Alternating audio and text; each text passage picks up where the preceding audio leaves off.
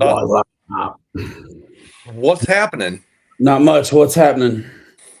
Just over here 3D printing, man. So I got it sealed up as tight as I can. It's making a lot of racket. So if it's too much, I can go move for a half hour. I can't hear it, but that doesn't mean much. That's good. I think I'm like 27 hours. What are you making? I got 25 minutes to go, I think, to get this first part of this print done. Oh, I know what you're doing. Yeah, the kind of the special project. Nice. Yeah. So we'll see how it comes out, you know. Never know. Absolutely. I unpacked the car, but I haven't done much since. Yeah. No, just survive and get back into it. Beat Up from the Creek Up is the name of this show tonight. Beat up from the creek up. You got it. It's almost like I should be in marketing or something. You should be. I come up with like interesting names, I suppose. You're a songwriter, man, right? So I mean, a word man better than a bird man. I am the Lizard King. I can do anything. I suppose, or so I've been told. Yeah, man. I am. The funny thing is, I was telling my wife today, I was like, man, I really can't wait to get out and go crawling. And I just spent the weekend doing it. Like I didn't get enough. I'm ready to go. Mother's Day is Sunday, right? So I know that's got me kind of wrapped up, I think. Yeah, same here. So my only opportunity is like kind of Saturday afternoon. Yeah, I'll tell you that now, and I want you guys to all mark my words because they'll undoubtedly make plans for opposite of the time I say I'm available, like they always do. I can tell you that you and Kirk can do whatever you want without me this weekend because Saturday I'm going to do an acid wash on the pontoons of my tri-tune. And then Bree and I are a weekday deal. Yeah, well, you know how it is. Work gets in the way, man. Yeah. So I'm gonna do that Saturday, and then her and I are gonna dump the boat in. Everybody and their brother out here on the water has been asking me, "Did you sell your boat? What happened? Why isn't your boat in?" I'm like, because it's 45 degrees outside. That's why. Yeah, and and maybe I have other things going on. And maybe I want to go crawling and do things with my buddies that I actually want to hang out with. I don't know. Did I just say that live on air? Yeah. But yeah, so Saturday is going to be acid wash on the tunes and dump that in. And so that'll consume probably the majority of my day. Beat the Creek was epic. That was my first time. And I brought way more rigs than I ended up running. But I had a blast, absolute blast. And I was in a hurry to get out of town Friday. I forgot all my camera stuff. So I didn't film a stitch. Not a stitch. I make a cameo in a lot of people's videos. You got to look hard to find me, but I'm in the back of RC Driver. I'm in the back of maybe Hemi Storm. I'm in the back of Redline Designs. I'm in the back of Horizon. I started in on the optic run, and that line just was not moving at all. And I was like, no. So that's when I ran with the Helamons. Yeah. Kirk and I got behind Harley and his group of optics on Friday afternoon. On Friday? Yeah, and it was like, we both had. Well, I had the Vertex 6 with the IJ body on it, and Kirk had his IJ body on his 6. And it's like we're just standing there like do. It's like we almost want to just cut off and go through the woods. Seriously. If we knew it better, we would have done that because that's what we do, right? When we go out crawling, we get off the path and go get stupid in the deep brush. And well, that first trail, the phone service is a little bit garbage. So when I got there Friday, I could not find you guys. Phones weren't working. And so I'm like, after I ran the trimmer's truck, the big dog here through Vendor Row, which there's a lot of kissing babies and, photo ops with that one. But, and I started going on a trail. I didn't really know what I was doing, but it looked like it was an SCX trail. I think it was 1. Yep. But then depending on what you do, you end up on 10 and in the creek. So my very first trail was the big trimmer's truck beating the creek. And it came out in one piece, bro. That's awesome. It was fantastic. It's got a little more going on now, having been through the creek, than it had before, but I don't care. I build these things to drive, Yep. Absolutely. And you missed the show and shine, but there's a lot of rigs in show and shine that are fantastic, but you just know no one's driving them. Yeah.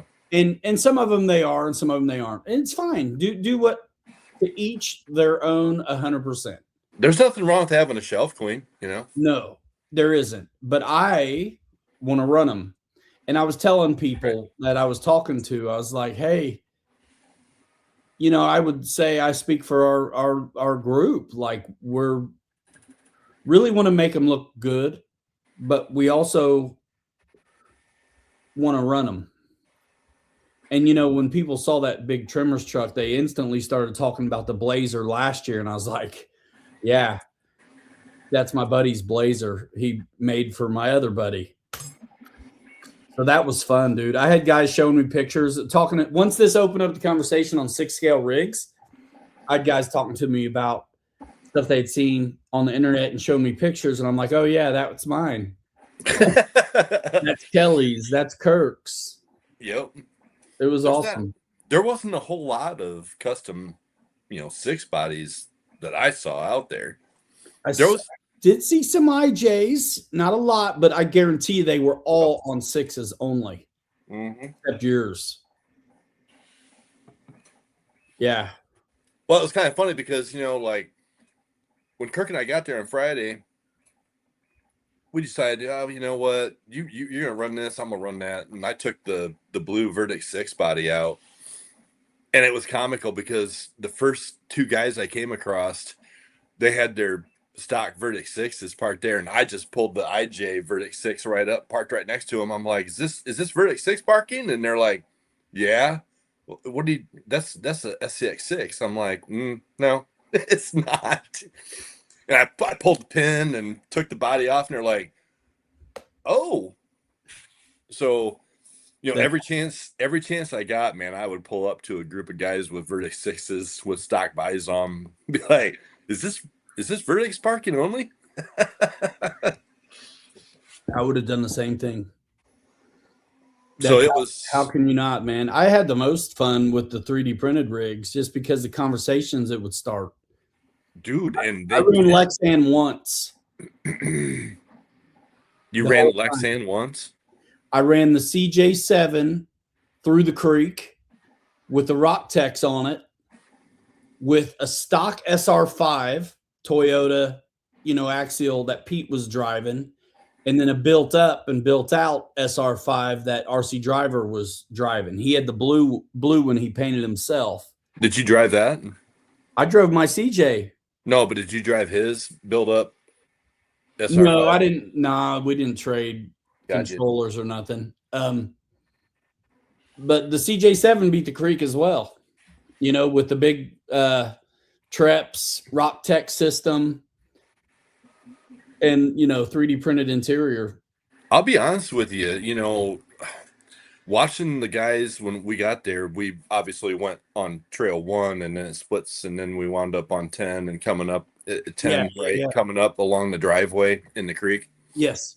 And I was impressed with how the 10 scales were actually maneuvering better than our big 6s on a lot of it, just because of the way it was all, just the formations of everything. It was really fun, man. It's so fun. And so many people running the trails. you could, if you paid attention to the rocks, you could tell where folks were hanging up because of the marks on the rocks. You go the opposite way. And I joked, TJ and Pete, I was like, I pretended I was some nature show that discovered a civilization years ago that used to run these toy trucks in creeks. And we know this from the scratches on the rocks that this was a 10 III that hung up on the diff and this and that. It was a riot, dude. Nice. But I was on that trail that first night. I was on that trail 1, and then there was a handful of guys with 10 scale on 10. And so I just cut the trail right there because they were very close to each other. I cut the trail. I was like, dude, you don't care if I run with you, do you? And they were glad to have me, you know. They got a kick out of watching that big rig. And but I was jamming. They couldn't keep up. Dark was coming on, and I was getting through it pretty. I wasn't trying to be fast, but I was trying to get done so I could get out and hopefully run into y'all. And by the time I got out of the woods, it was dark. You guys had already split, and I finally caught up and got lucky to find Pete and TJ at a campfire at a campsite or whatever, parking spot. Nice. And then I was with those dudes the rest of the time. It was awesome. Dude, Pete and TJ are a hoot to hang out with, man. You know, I mean, we kind of base, you know, we were basically, I should have got vendor parking or something, but I wasn't worried about it. I didn't need it, but we were base camping behind the Axial booth because that's where their rigs and cars were. Yep. And so I'd drive over a couple, carry one, drive one, and come over and have somewhere to park in the shade and kind of just try to base camp out of Vendor Row a little bit. The Axial booth is right next to Reefs, and met a ton of great folks there, man. Ton. Yeah, man. It was definitely the crowd was a pleaser, you know, to be able to walk around, and especially for you with, you know, I really wanted to run the dog truck in the Blazer, and I was so bummed Saturday morning that you guys had left. I got a phone call and I had to go. Because it was the only reason I did Show and Shine is because guys saw the truck Friday and were like, dude, you got to put that in Show and Shine. I'm like, okay. Your Tremors truck? Yeah. Yeah. And so I put the Tremors truck and the Corvair in Show and Shine. And I made the mistake of parking the Corvair next to the Tremors truck. So I don't think it got noticed much at all. But man, it was an absolute blast, dude. And yeah, there a lot of people took some pictures of that Tremors rig, dude. And if you were in there I was the only SCX6 in the Show and Shine. I was planning on putting my gig was going to be Saturday morning, bringing out the dog truck. TJ wanted to get some video of that jumping. We were going to beat the snot out of it, and then I was going to put that in Show and Shine, just because everybody knows it. I mean, people were coming up to me and we were talking about stuff, and I'm like, yeah, pretty much just really, you know, focus on doing SCX6 bodies, you know, printed bodies. And you would have had a blast because you're standing back, like all the trucks are parked there on the concourse, and you're just standing back, kind of waiting, you know, with everybody, and you're just shooting the breeze. And somebody'd always be like, man, look at that or whatever. And I'd let them talk for a minute. And then I'd say, yeah, that's mine, dude. You'd have had the same thing, man. It was killer. And there's so much creativity going on there at a show like that. There's so many cool rigs. Yep. At a show like that. And all walks of some fantastic people. And I put some faces to names. I put some faces to social media channels I've been seeing and following for a while. Like met the Addies RC guy and him and his buddy, his buddy's Jersey Scaler, who did the Porigen files and the new Toyota 82R. Oh, okay. Yeah.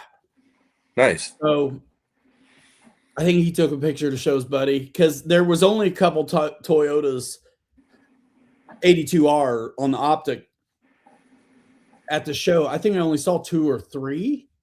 2 for sure. Because those files only came out last week. I mean, it was a week ago, last Wednesday night. You bought the files and started printing them Wednesday night.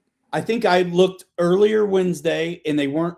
I think they went on Wednesday because I looked one time, I couldn't find them. And then I looked again and there they were. Right.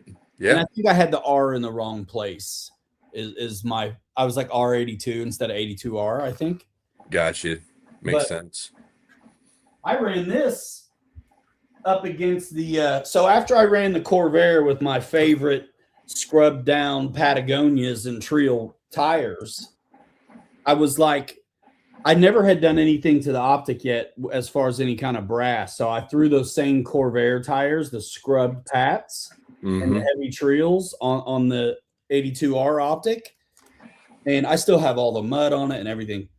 And bro, those scrubbed Pats were fantastic on the Corvair and they were dynamite on the optic. Nice. Absolutely dynamite. And those 4.55 Mickeys I was talking about, clandestine style. I ordered those yesterday. Oh, sweet. Yeah, they're on the site now live.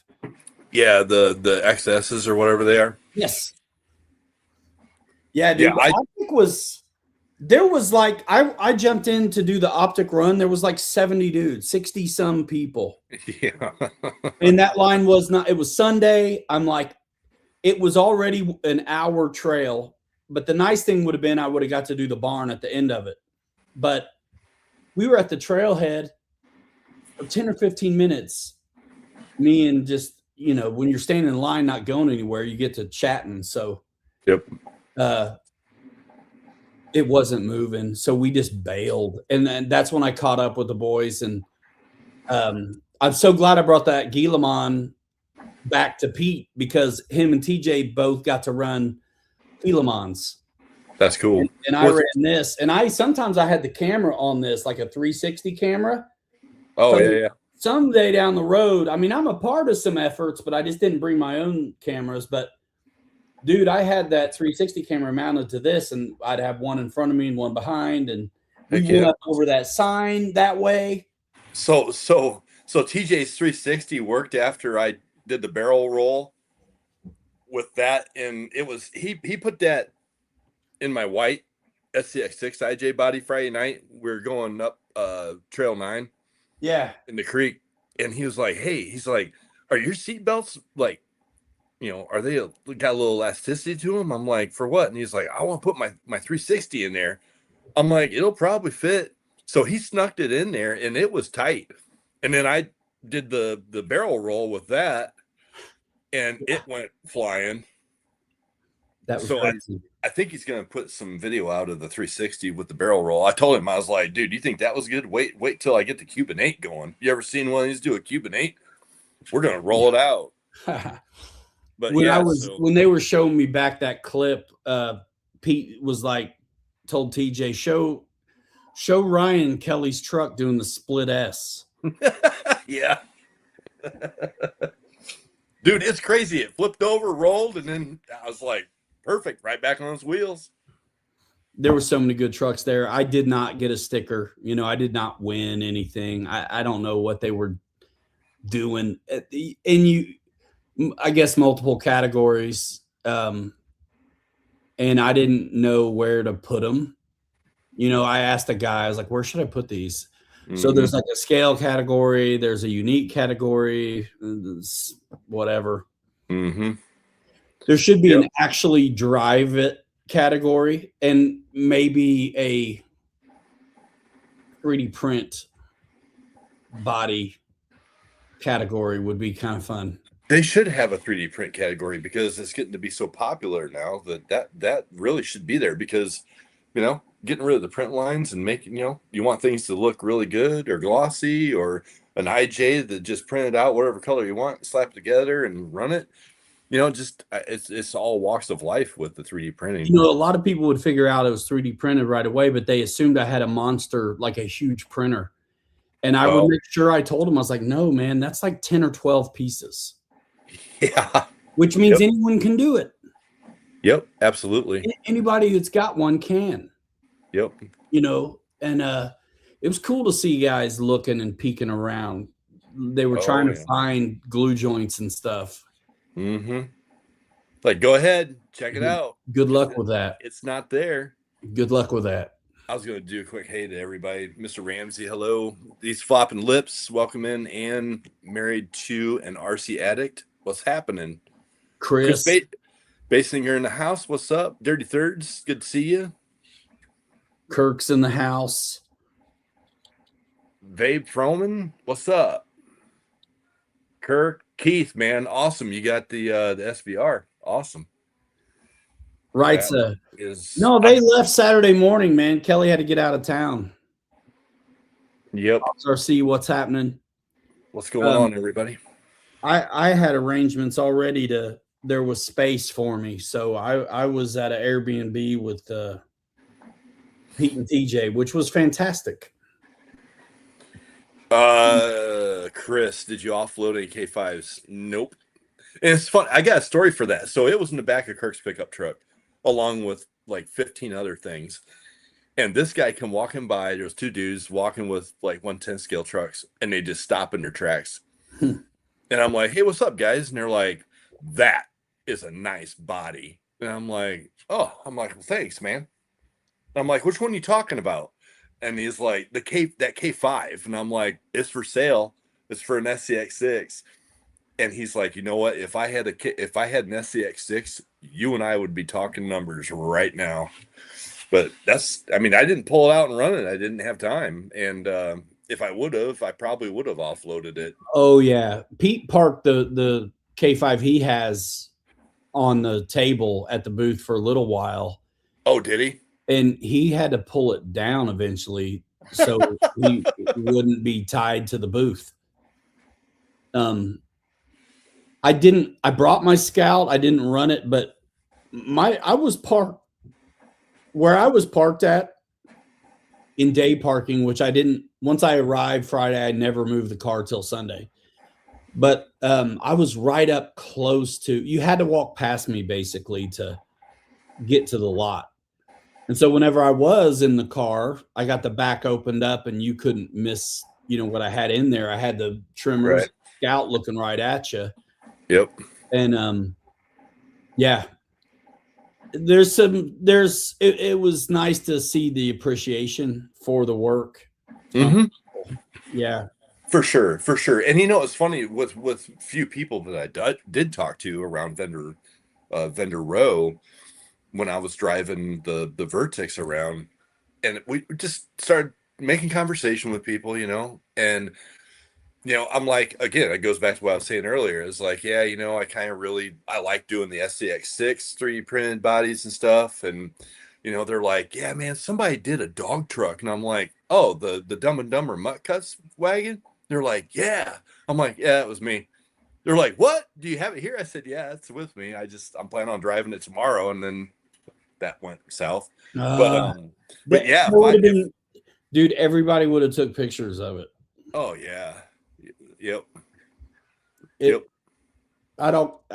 My truck is way more obscure than that. And there's still a handful of picture taken. It was awesome. Oh, yeah. When you got something unique like that, you got a one of a kind right there with that Tremors truck. Period. Same with the Mutt Cuts, dude. I mean, it's bonkers. Yeah. So it's nice, like you said, the appreciation value of it, because we do put a lot of time and effort into these things, and to know that people notice this stuff, it's like, all right, cool, that's awesome. Hard work pays off. All crawling, and people definitely did have some speed in some of their rigs, but all crawling. I saw a few rock bouncers running around over there. Yeah, which those Trail 9. Dude, that would be a rock bouncing paradise up there. That would be a great place to do that with one of them. So now that I've been, I'm like, I have a better idea of what to expect now. I did a pretty okay job of bringing a little bit of everything. I ran my little 419 Leafer with the TF2s that travel all, the little one. But if next time I'm bringing my TF2 though, I'll run that FJ55. Yeah. Because the trail's not ridiculous because they know they're running little tired leafer, right? So dude, any of my leafers could have done that. The bread truck could have done that. Oh yeah. Yeah. I had my FJ40 with me, this guy. Yeah, I saw a few. I thought, you know what, maybe I could run that in the barn. But then Pete told me what he was witnessing in the barn. He was like, yeah, you want to take Lexan. You want to run Lexan. And I'm like, glad I didn't go to the barn with that, because it probably would have fell off and gotten destroyed. Yeah, I think there was definitely carnage in the barn. I never made it to the barn. That's a good name for it, the Carnage Barn. The Carnage Barn, the Barnage. But yeah, dude, I mean, everything was 3D printed that I ran except that CJ. I ran the bread truck, the Corvair, the Optic, the Travelall, trimmer's truck, and the CJ. Now since, I've witnessed it for the first time, Pete and I were talking about the Blazer, and Pete's like, yeah, he goes, when we were on Trail 9, he's like, this is the trail that I broke the Blazer. I'm like, you had the Blazer? You had your Blazer on this trail? And he's like, uh-huh. I'm like, dude, you're nuts. That's what I'm saying. Like, I can't imagine my Scout on any of the creek trails. And it was ambitious to take the trimmer's truck on it, know. But now that I know what I know, like if I had my Ford 250, I'd have ran that on those all day. Oh, and yeah. If I guarantee I have something ready for the creek on a 6 next year. Yep. I'll tell you, I was shocked. I was shocked, brother, that I didn't break something on that IJ body when I rolled that thing like I did. I bet those things were fantastic in the creek. Oh, they were. The Vertex with the IJ on it was a blast. Probably no sweat for most of it. Pretty much. There was a few spots though that Kirk was able to get through quicker and easier. I took the exact same line. There was times with having the extra weight on the SCX6 chassis was a big benefit for him versus the lighter Vertex. The Vertex, there was some of it that I struggled with. One thing that's interesting out of many about the creeks is there is a little bit of water, right? Not a lot. Sometimes there was last year. I guess it was a torrent, but not a lot of water, but some. And so you'd want to put your tire somewhere and it slide and get you in a bad spot where. And then it would pinch. It either pinch or you got to back up and regroup, whatever, some of that. But I'm telling you, scrubbing tires, the Patagonia tires scrubbed down was so good. The best thing that could have happened to me was because the Vertex, I just bought those Mickeys to put on that, and they were brand new. Yeah. And I was thankful for the mud. Yep. To get on those things because they turned into, sticky tires, and it helped a lot. Dirt, there must be some clay in it or something, but it was very good traction on any of the dirt. It was almost like Pottery Barn to me. You know what I'm saying? It was almost like you were like sitting down making a vase with it. It was slippery, it was slimy, and it stuck. What's that movie with Patrick Swayze, bro? Ghost? Yeah. Is it Ghost? Yeah, Ghost. What's up, Terry? Welcome in, man. Good to see you. What a good time, man. What a good time. I think that's why I want to go out so bad this weekend, is because I'm so mad I forgot my camera stuff, dude. I really am. I mean, I was okay with it, at the time, but I knew I'd regret it. But I didn't stop really anywhere that had another, selfie stick to pick up. on the way. And dude, my car's got a weird thing going on with the stability sensor, whatever. Oh, you're still fighting with that? Once I got into the hills, Oh, getting close, yeah.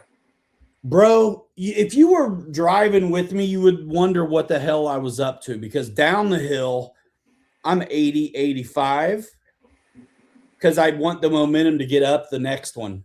Right? The speed limit, it was like 55, bro. It was like 60 or 55. Yeah, 55. So I'm passing somebody quick, 80, 85. And then they're passing me at the top of the hill. I'm going 55. And Oh, then yeah, because it would go one lane and then go back to 2 lanes. and then it do it again and again and again and again. Like I'm just yo-yoing. Like I was, bro, I prayed so hard. I was like, just let me get there, man. Yeah, I don't care what happens once I get there. Just get me there. Let me get there and let it rest. The good thing is there wasn't a ton of people on those roads. So Yeah. for the most part, I could get away from everybody and do my yo-yo speed challenge. And, But what the heck, man? That road that runs back there to Beat the Creek to the property. Kurt crazy. and I were like, what is this about? It's like one lane. And look at the trailers and some of the big rigs and RVs folks are driving in there. Yeah. And then, I was like down there in Trail 10, down in there at that creek coming up, and you kept hearing all the traffic coming in on the drive in. And a couple times I looked up and I saw like a big RV. I'm like, I hope to hell that thing stays up there. Yeah, it reminded me a little bit of driving into Jet Jam down south. It was very similar. Gotcha. The roads are super winding and narrow. Man, yeah. What's up, MBX? Welcome What in, man. up? Dude, the XP10, I saw those in person finally. Those are beautiful. And I saw those boom racing things, in person too, finally. Like those old school trucks they got, those Zim or whatever. Yeah. Yeah, I saw one or two of those. I saw a bunch of those, and some of them were just fantastic. And then I talked to the guy, Jeremy. I think it's Jeremy. It's that or Jeremiah, but I think it's Jeremy from At Ease RC. And he showed me some pictures. This dude is probably one of the reasons why you have the ability to purchase a la carte when you do go to boom racing and build it your way. Because there's all kinds of options where you can build out the kits, leafer or not leafer, these links, all kinds of options. Sure. And this guy was deep in it with them. And I was, it seemed like he was very much responsible for some of that. And so I was like, dude, thanks. Because that's killer. And he was hanging out in the Reefs booth. He was with them a bunch. So that's what I thought he was. But when I got to talking to him, it was like, man, this guy is a little bit of everything, but seemed really involved with some of the boom stuff. And he showed me one of those Zilm trucks, slammed down, painted beautifully on a TTO2 Tamiya, made into a rally truck. What? It had the like extra lights on the front, like a rally would. Yeah. Painted up, this old school truck body, slammed and rallied out. It looked so cool, bro. Oh, I bet. And I'm thinking, I even told him, I joked him, I was like, that's what happens, I guess, when you have a couple extra Zilm bodies laying around, Well, that sounds like something you or I would do. You start mixing and mashing stuff and putting things together, and you come up with this contraption that's pretty cool. Well, those boom kits, I guess, are a little bit smaller, than a regular 10 scale. It's almost more like 12th.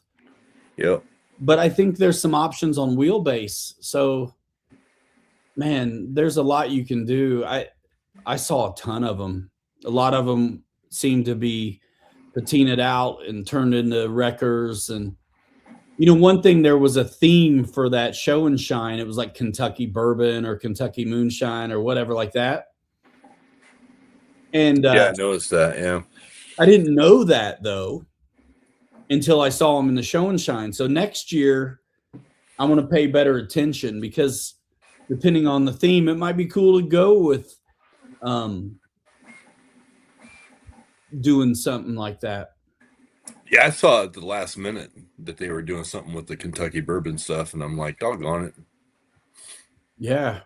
I mean, all I would have had to do was keep my 54 Chevy and throw a barrel in the back, call it done. Right? Some copper pipes. Yep. Yeah, man. Yeah. Awesome. Yeah, the XP10 did look awesome. There's so much cool stuff. And I actually bought 3 tickets last night. Exo Cage was doing a raffle on a new XP10. And I bought 3 tickets and threw it into the hat. And I'm like, all right, let's see what happens. I bought a couple Reefs tickets, and I don't know what happened or who won it or whatever. I was like, what happens if you're not here? And they were like, well, it made it sound like it would be fine. But for an XP10? It was actually for a completely reefed out SR5 Toyota. Oh, okay. You could pick Coyote or the SR5. And I was like, I got a Coyote already, so let me do the SR5. Yep. Yeah, flopping. Yeah, you did 1. I did 3, man. And it was number 2 is what won. Next week he's doing a raffle on a Vertex 6. And I know Kirk, he's been kind of wanting one of those, and I'm like, dude, come join in and buy a couple tickets or whatever, try it. Oh, the Vertex, yeah. Yeah. I am thinking more about one of those than I ever have, just because of the way you can mount to it. Yep. Super duper easy. Nuts. Yeah, speaking of Vertex 6, it makes me think about everything I shared with you today with my whole situation that I'm not going to talk about, but it's a nightmare. If you know what I mean. I know what you mean. I think that's kind of what I was putting down on my talk with you yesterday. Yep. But you know what? I'm not giving up on this. You know what I'm saying? I mean, there's got to be a way to do it, and I'm going to figure it out. So we don't have to talk about it here. We can talk about it afterwards a little bit, but I just it's there's a lot of moving parts in some of this stuff. There is. And it's these little one-offs they're small little, it's cottage industry, and the competition is real. But the problem is like you show a certain thing, and then everybody's like, how'd you do it? How'd you do it? How'd you do it? It's like, I can't tell you how I did it. I mean, I can tell you, but you're probably not going to be able to maybe a lot of people won't be able to replicate it. And, my hands are tied because I can't do anything about it, which sucks, but I'll leave it at that. But yeah. Well, yeah. I mean, there's a few things that if they went your way, that would open it up quite a bit to being able to share what it is you've done. Yeah, exactly. Yep. Which would benefit, the whole a lot of people. Yep, the whole community. Right. And yourself. I mean, and that's fine. I mean, when people go to extreme lengths to protect intellectual property, it's not because they're being mean. It's just because they're wanting to protect their creation. Right. Exactly. And a little bit of that, this is almost in a way uncharted territory. And with some things, like you think about trucks a handful of years ago, when you had a one-off truck that was a truly one-off truck.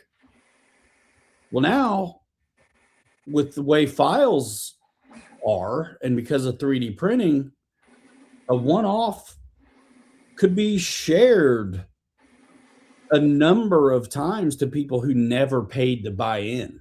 Right. Exactly. And so there's a whole lot of extra things to consider in that type of new ecosystem.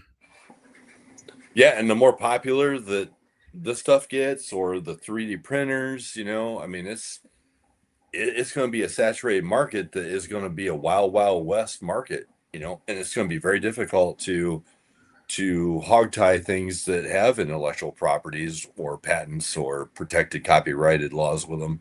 And some of that's a little bit honor system. Yeah, Where, for sure. I mean, I was talking to the Red Line guys about it too, and they're like, some people are just like,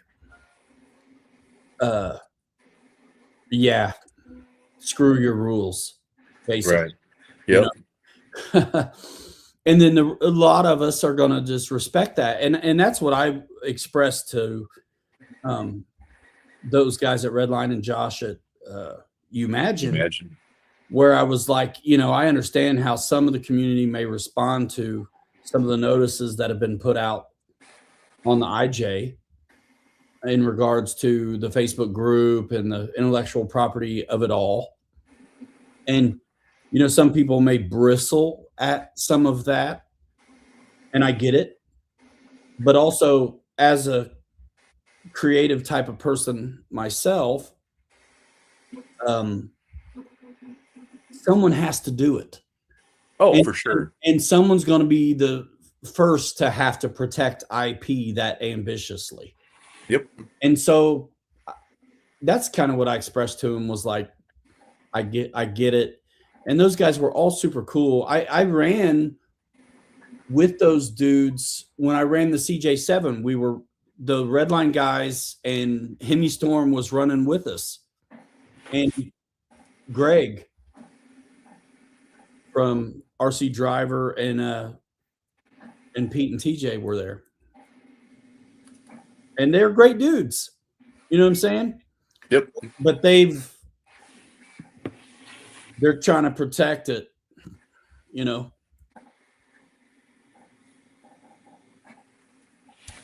Yep, for sure. Makes sense, because if you don't,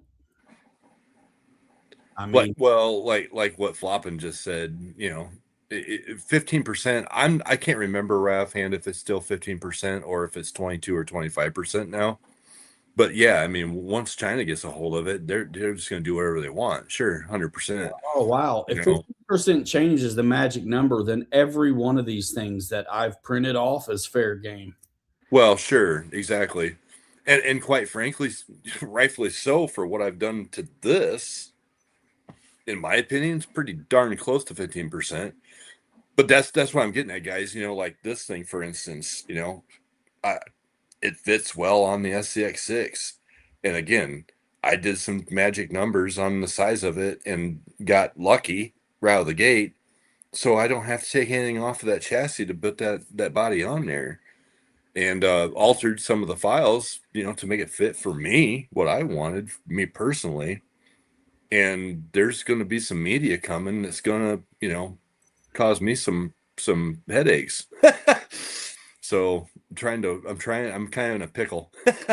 Got to work this out a little bit. Well, and I mean, I think I saw that writing on the wall early, which is why I was always pressing you to, like, bro, figure that out at 163 to keep it simple, because folks aren't going to get what you're telling them.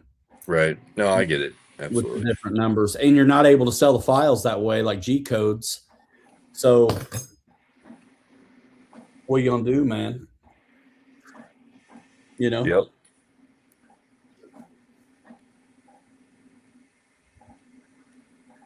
Yeah, I don't know, man. I mean, I'm not a lawyer, obviously. I use license plates and liquid nails to build tiny trucks.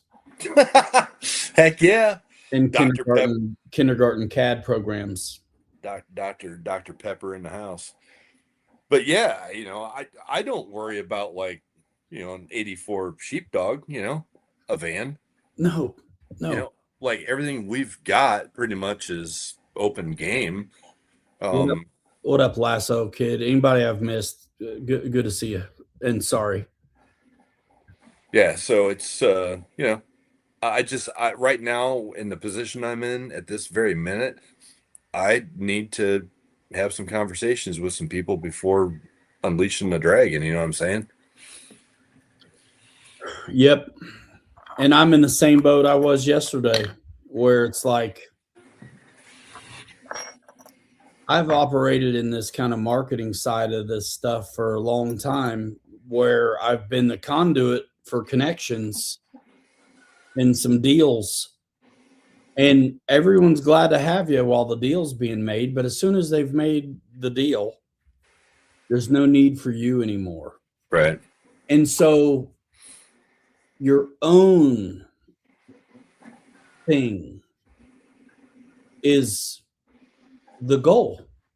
And Yep. any of these hobby companies that have started, it was like this at Motion. Any of these hobby companies that started, at first they're carrying other people's products. And that means they're competing then with everyone who also sells them.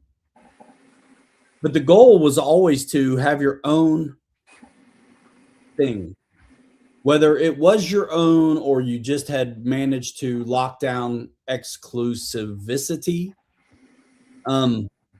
That was the goal, and that's what ended up happening with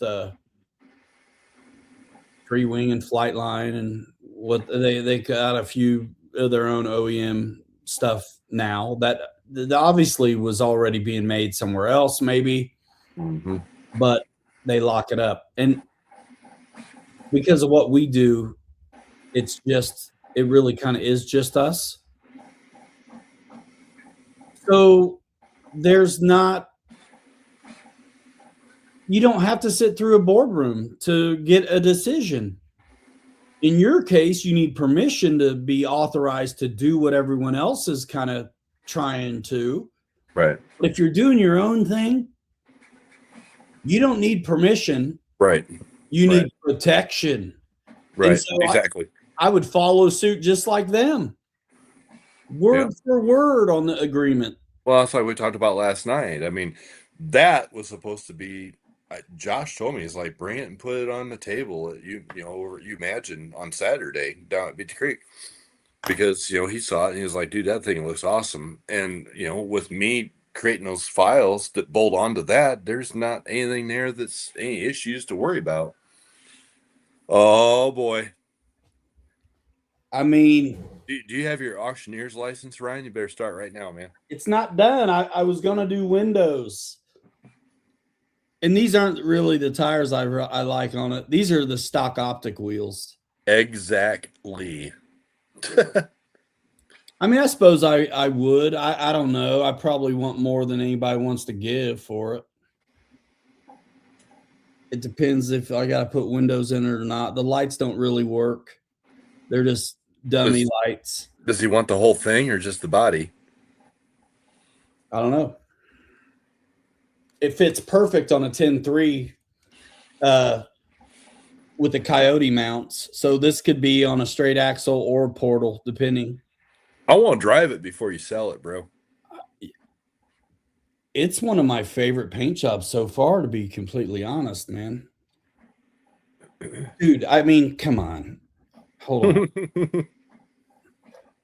The light doesn't help me here, but man, I dig it. Dude, look at the back seat. Aluminum. It's like the race car, man. It's got Dr. Pepper cans. It's got driver's seat, and that's it. That is it, because the transmission, the motor's in the way, dude. The Hobby Wing 1800 G. Yeah, dude. That's the only problem with that stinking chassis. But is it a problem if you're trying to get around it? That's why I want to vacuum seal it. Like I'd like somebody with a vacuum former to plop me down a sheet over that transmission and those bits, soften it up, and then scan it and soften it up. you know. Well, you know what we need to do with that? The same thing I just did with the SCX6 chassis. These are those Toyo, the Vanquish Geolanders on here right now on a new 10.3 kit with the high clearance links. You know what we need to do with that chassis? I need to 3D scan that. Yeah. Just like what I did with the SCX6 the other night. That helped me immensely to 3D scan that chassis, clean Wait it a up. minute. You need to scan a chassis? Let's start scanning chassis. Oh, here's one. Oh, is that the new, what is that? The new 10.3 builder kit? Yep. Yeah, we do need to scan that. Yep. I've built, if you count the base camps and the new builders kit, I've done 7 or so this year. But this one is, bro, I couldn't pass it up. It was $60 at RC Chop Shop. It was the whole brand new chassis and links for $60.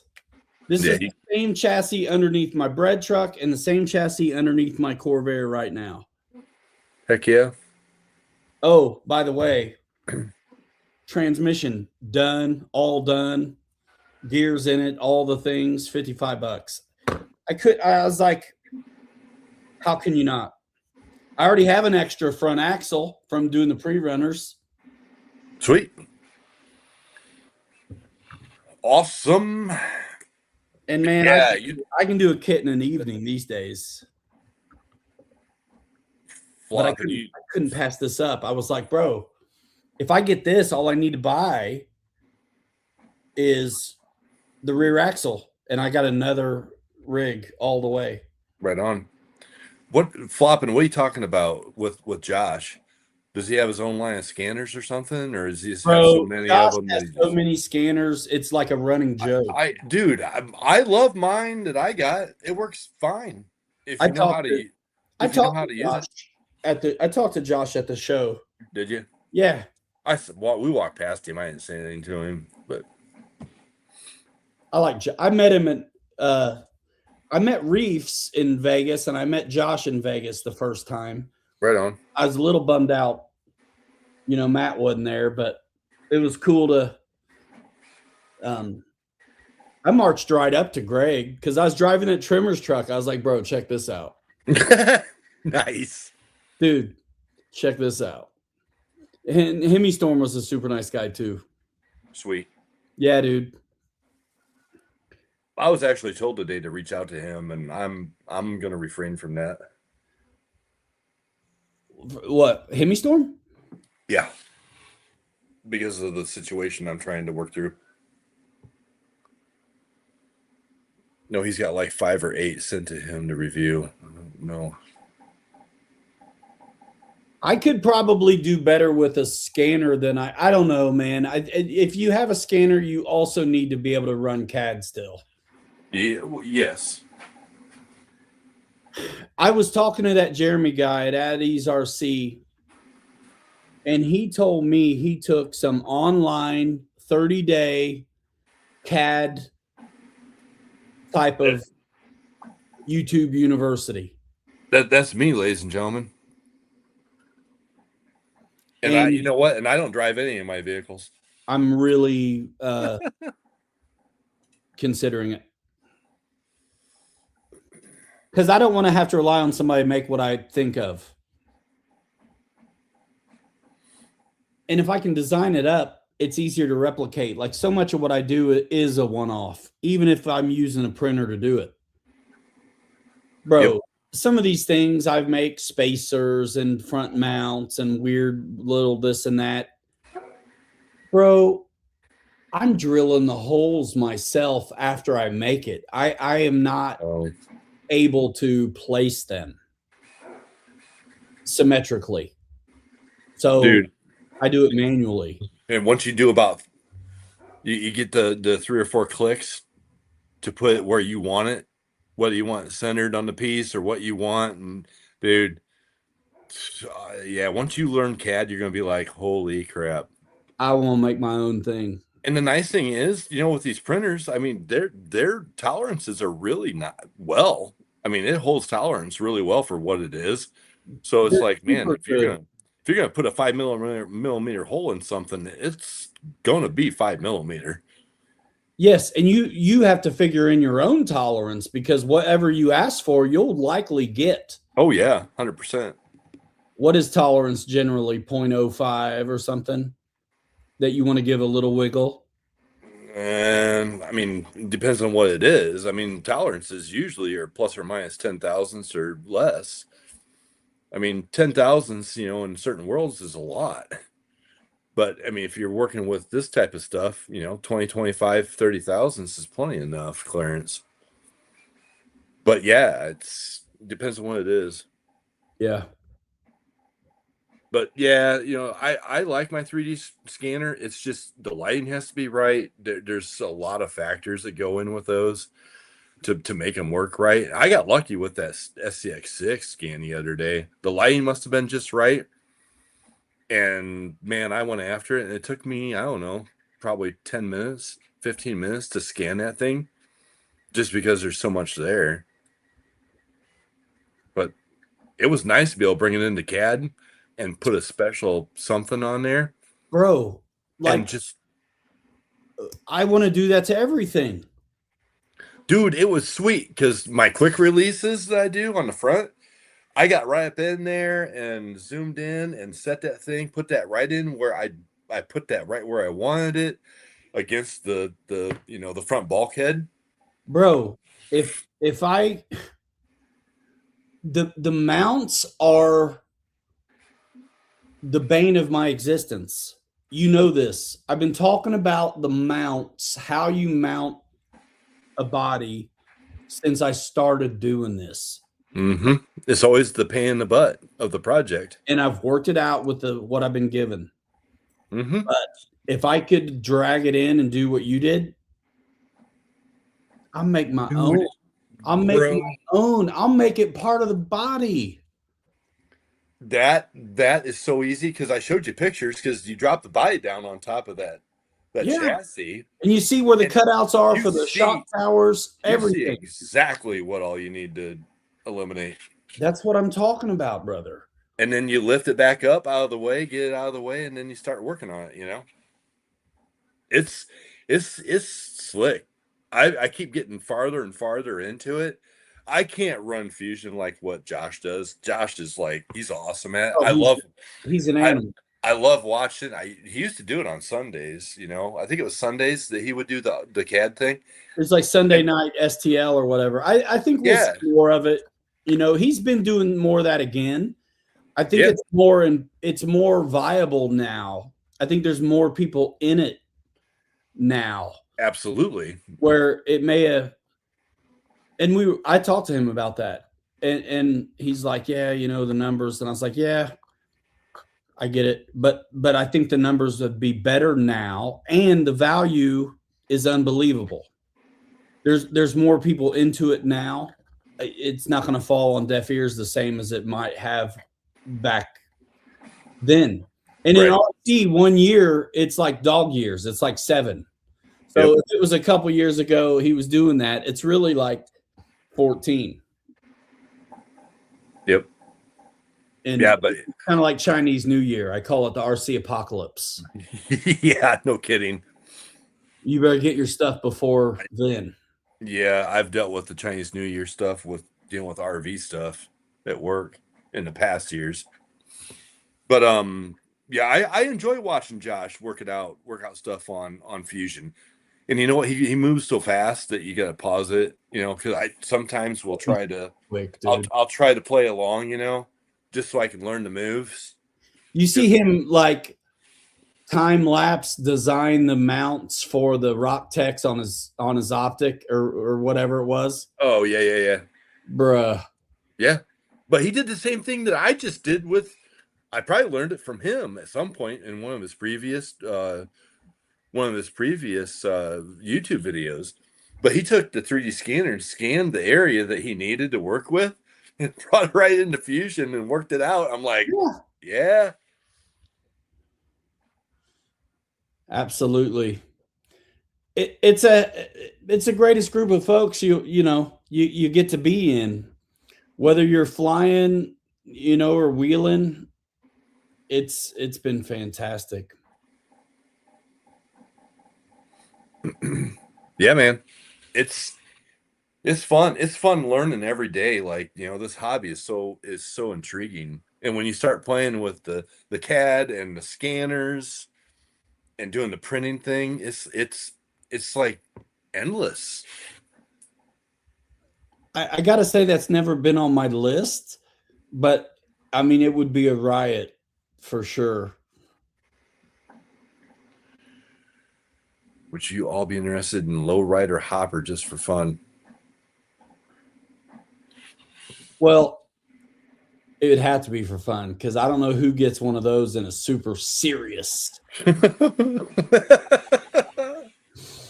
Hey, check this out. Like super analytical, like super calm. Like, come on, no way. You're gonna be clowning if you got one of those. And they're good. I'm not into them, but I actually really do like the bodies you see on some of them. Those old school bodies are sick. Oh yeah.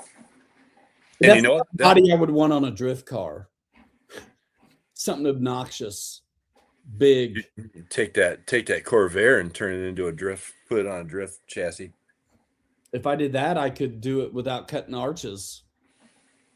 Yeah. I'm so slick. Are you still, hey bro, are you still, speaking of course, the Corvair, are you gonna do a 1/6 scale on that? I might. You know what? That body would be awesome on the Vertex. I think it would actually do really well. By the time I get it right on a 6, it still may be too small to where I would have to, same thing as the IJ 163, where I run into issue. You're gonna have to do some of my trickery. Yeah, man. I mean, there's nothing wrong with doing it if you know how to do it. It works. Oh no, not at all. I mean, I was talking to the guys at Nasty Customs, and they're another entity at the same time. It was like two entities, but it was kind of the same guys. And they had the really nice 3D printed like utility beds and stuff, and they were raffling off like a SCX6 that was dialed in. They raffled off one last year, and I mean, it got a lot of attention, and those guys were cool. But I was talking to them. It's Josh and Jarrett, and I was talking to Josh about the bread truck, and I was like, "Bro, if I were to have left it alone, it would have been absolutely ridiculous. Hideous business is what it would have been. So crazy. Yep. And so man, when you have to, you have to. I don't want to ever, but when you need to, you need to. Yeah. Did you drive that at all down there? I did. Yeah. Yeah. What up, Chuck? Chuck in the house. Chuck in the house. Chuck in the house, man. Yeah. Good to see you. So I've been playing with AI a little bit. Who? You? Chuck. Oh. Dude, I actually, for the first time 2 weeks ago, I played with the Chat GPT, and I was like, how should I even say it? I was kind of like just amazed. It's unbelievable. At what little you could put in on that and what it'll give you. I told you the story, I'm sure, about the one thing about the chat is ChatGPT, and I think all AI in general, it kind of wants to tell you what it thinks you want to hear. So it will lie to you. Oh. One of my first experiences with ChatGPT, I got really excited about designing a 3D printed T6. Oh, yeah. I think you told me about that. Yeah. I spent hours. Yep. working back and forth with it, I felt like I had my own design team of people that could execute on what it is I wanted. I could say it, but I don't know how to do it. Yep. And bro, I was like, this is going to be great. If this works, this is all I'm going to do ever for the rest of the time. And man, we were building out this project and it would read it back to you. I mean, you get in this feedback loop with it and it's like, then it starts to know where you're coming from and ask you all the right questions. I'm like, yeah, do that. And dude, I had designed with AI the most fantastic, ultra scale, super dope, built around specific power systems, retracts, flaps, bolt-on covers for the servo so you can change them, like everything dialed AF. And then it acts like, yeah, well, I'll have it done in just a little bit, like the files. I'm pumped because I'm like, dude, I'm gonna start printing this right away, you know. And I'm not gonna tell anybody till it's done and I know it works. I'm just like, I'm mapping out my who's gonna be my CFO, like all the things, all the things. And I keep checking on it. I'm checking on it, and I'm checking on it, and you know, it said it was coming. Like just a moment, blah blah. You know, working on the files. We'll have it ready soon. Basically, is how it left off. I could probably find the conversation and read it back to you. And like a week or two goes by, and it's like nothing. And then so I come back at it, and I'm like, hey, what's going on? And it kind of acts like it's still working on it or whatever. So I'm like checking again, like every day, every hour or whatever. And eventually, nothing. And so I chew its ass. I come back on. I was like, hey, listen, no hard feelings. You know, don't play this card. When the robots take over, I don't want to be the first to go. Right. But I'm like, basically, I'm nice about it. No hard feelings. But it's okay if you can't actually do the thing we're working on, you know? Yep. But just say so. Right. Just say so, because I chewed it. I was like, dude, I've been waiting for a minute on these files and you can't even do them. And that's okay. Just say so. That's crazy. But it keeps getting better and better. And somewhere, somehow,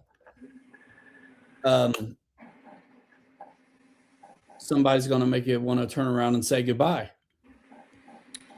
Wilson Phillips, thank you very little. No, but somewhere, somehow, it will be possible. It will be. Where you can tell it what you want and it actually produce STLs. I'm one of these days, I'm going to start forcing myself.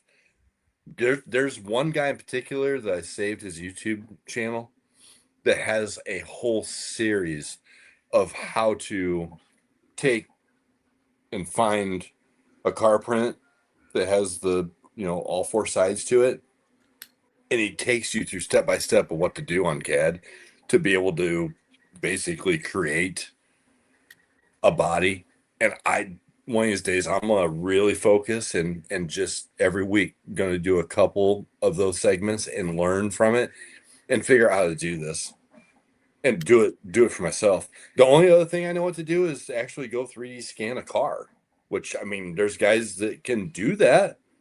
I mean, you can do it, because what you do is scan a quarter panel and scan a hood and scan the other quarter panel and scan the bumper. And then you just start bringing those files in and start working them in CAD. And eventually you got a whole body. And I know they're doing it. Yeah. Some guys are doing that. If there's another way, or if you can do it off the tech drawings, that's cool too. Right. But boy, there's a lot of work. I think the series in that YouTube series was like I want to say it's like 16 or 18, like hour-and-a-half sessions or something. It's really like in depth of how to go through and actually map out something and put something together in CAD to create one of these. It's crazy. Yeah. And it's just like reading tablature. Like I remember reading some tab and I'd learn a few chords and then I was like, forget the song I'm trying to learn right now. I'm just going to mess with these chords. Yep. And that would be beneficial. Yep. Anything you can learn on that Yep. Absolutely. would be useful. Hey, go solo for a minute. I'm gonna go upstairs real quick.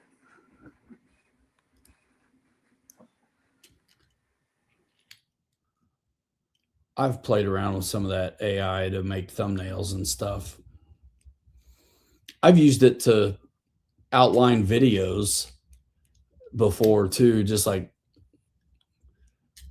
but it's, I was already doing it, you know. What up? There's a dog. I'll let her back in, I guess.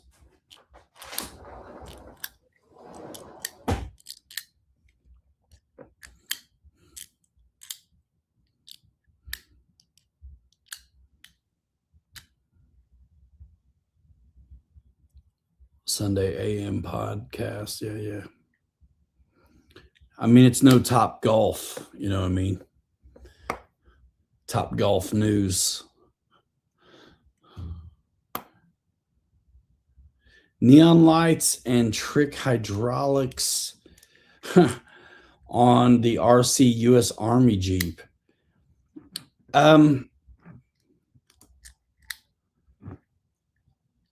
You know, the short answer is I don't feel any kind of way about that.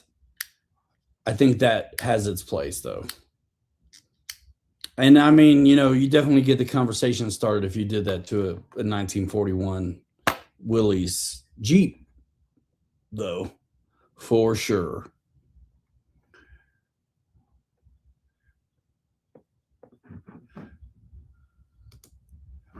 I don't go too crazy with the auxiliary stuff. If I put winches on something, it's generally for looks.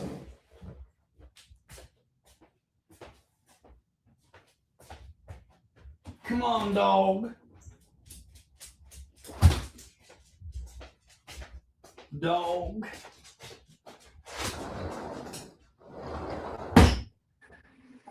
Yeah, there's a few things I regret not having the time to run at this show, dude. I'm so bummed I didn't run the Vanquish Scout. You know what I mean? My classic, the Origin Classic. Brother, there's not enough hours in the day. Kirk and I brought a truckload and a half. And we didn't touch it. Kirk ran one vehicle. Yeah. On Friday, I ran two. I ran one on Friday, and then, yeah, man, I wanted to. I just didn't get to it. I didn't get to it, man. I mean, it's a, you take a lot with the anticipation you're gonna break something, you're gonna sell something. But don't you know better now what to expect, having been? Oh yeah, for sure, 100%. I think I do.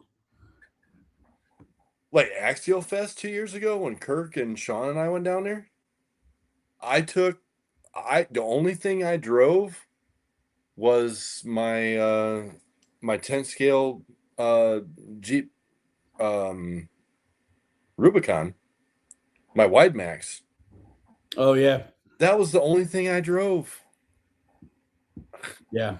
I was prepared for whatever. You know, I didn't know. I kind of thought maybe just like sand in the creek. You know, I didn't really plan on 3D printing through the creek. But I did kind of by accident. When you told me you drove the Tremors truck up number 10, and you drove it in number 9 too, didn't you? No, it was just 10. I mean, still, even at that, I did 9 was the optic. I was shocked that you took the Tremors truck up number 10. I ran the Corvair on 2, and then I ran the Travelall on. I think that was on 2 as well, and then it broke off into something else or something. Nice. What's up, Aaron Phillips? All right, all right, all right. That's what Ryan would say when he get my Lincoln Aviator. Only damage I have. That's the only damage on any of my rigs. What? The dude's head's missing. Oh, I couldn't see it for the roll bar. Okay. You lost Dreyfus? Ichabod Crane, bro. Yeah. That's awesome, bro. But dude, when this had the Rock Tex in it. RC Driver's SR5 had Rock Tex in it. And Pete was driving a stock out of the box, the same SR5 that we filmed when it was released. Yep.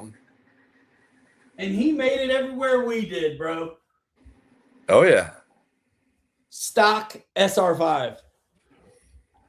I tell you what, that truck's growing on me little by little, more and more. That's what I'm saying, bro. I think the 10 scales are better down there at Beat the Creek than what the 6 scales are. Scales are so badass, though, bro. I mean, you're limited. Yeah, you've got less trails that they even will let you on with the 6. But I feel like the 6 is definitely going to always dominate the creeks.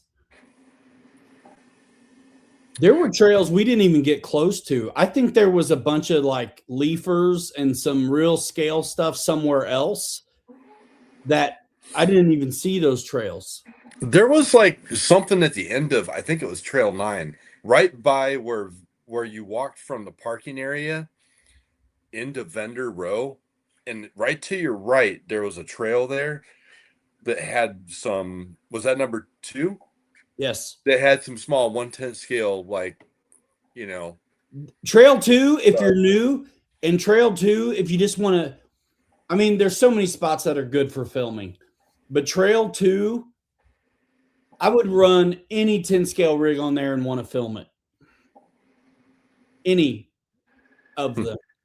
And I ran that Corvair with Pete, had his TF2 kind of utility truck, small tire leafer, and was able to work out Trail 2 with that. And then he ran a different leafer like that when I ran my leafer with the TF2 guys. Gotcha. And 2 is beautiful. I mean, it all was, but 2 was. The reason I say 2 if you're new is sometimes it's not the truck you have to worry about taking the trail. It's, right. It's the guy. Yeah. Dude, I would look at some of those hills we had to walk down to get to where we were trying to go.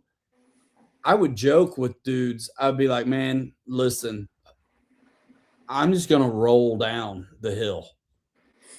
Bro, my legs are done. I'm walking backwards down some of it because the front of my legs were on fire, G. Bro, when we walked down with TJ and Pete and their little group down to get started on 9. Brutal. Dude, my toes, I felt like my toes were going to go blasting through my tennis shoes. Brutal. Yeah. It was ugly. What's up, Wild Bill? What up? Yeah, it was crazy, man. I actually did a little more work tonight, right before the show on the Tahoe. So hopefully, Ryan, this is my last round of thin Bondo paste on a couple areas that I needed. Yeah. So hopefully this will be the last sand, and then I can do one thin coat of primer and be ready for paint on that little fella. But you know what? Before I paint it, I think I'm gonna go ahead and get it mounted to the chassis. Usually I'll paint them and get them all done and then mount them. But I think on this one, I think I'm gonna mount it first, figure out exactly where I need it, and get it mounted up before I start dinging things and scratching things. And I get that. And then paint it. Last thing I do. I was poking around looking for a 42 Studebaker truck files the other day, and I found them. Oh, really? Wow. Yeah. Colts? I think so, yeah. And that truck, if I make it, is a full body off restoration, fresh paint, black. Oh. So I feel like I'm prepared for it because the way I go about my bodies anyway gets me pretty close. I just go the other way with the rust. But the hide everything, mentality, I think will serve me well. But this one will be, if I'm making this one, it's literally a miniature of a full scale one. Yep. And it will need to be nice. You said it was a 42, right? 42 Studebaker truck. Looks like a 54 Chevy, kinda. Oh yeah, I'm looking at him right now. Sure does. Sharp. It is sharp. Built right here in South Bend. And I'll definitely, that's the kind of rig that I want to put on a boom kit. Oh, dude, this is up your alley, bro. Leafer. Oh, out there on the real trail somewhere in Utah is an old rig that looks like that they turned into a 4-wheel drive monster. There's no front fenders. In the back is a cage, looks like a honcho. Setting all low. It looks like a real comp truck. That's awesome. Bruh. It's got that crazy, funny front cowl like you just showed me. What up, Pete? What up? Dude, we had a blast. This actually looks pretty slick too. I didn't realize they had such a. Hang on. What is it? Look at that guy. That thing is pointy in the nose. Is that a Studi? Yeah. Yeah. Glad I caught you tonight. Do you guys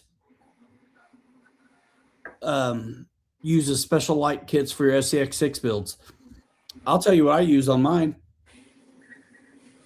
The light kit for the honcho. Every time. Because I get big whites, reds, and white. And you end up getting the light pods that you could put on the top of something too later. That I actually never use. I keep giving to Kelly and Kurt. Yes. Hey, I need one more set of those. This is the last set I got. Pete, I need a set of those. Use your influencer discount, G. For the build, bro. I'll take it. I'll talk to you about that afterwards. That's not what you think it is. I see. Yeah, I need a set of those cube lights from the honcho because the last ones that I'll get them from. I'll ask Pete about it. The last ones I'd like to have some, but I don't really ever use them, so it's okay. Well, I need them for the special build.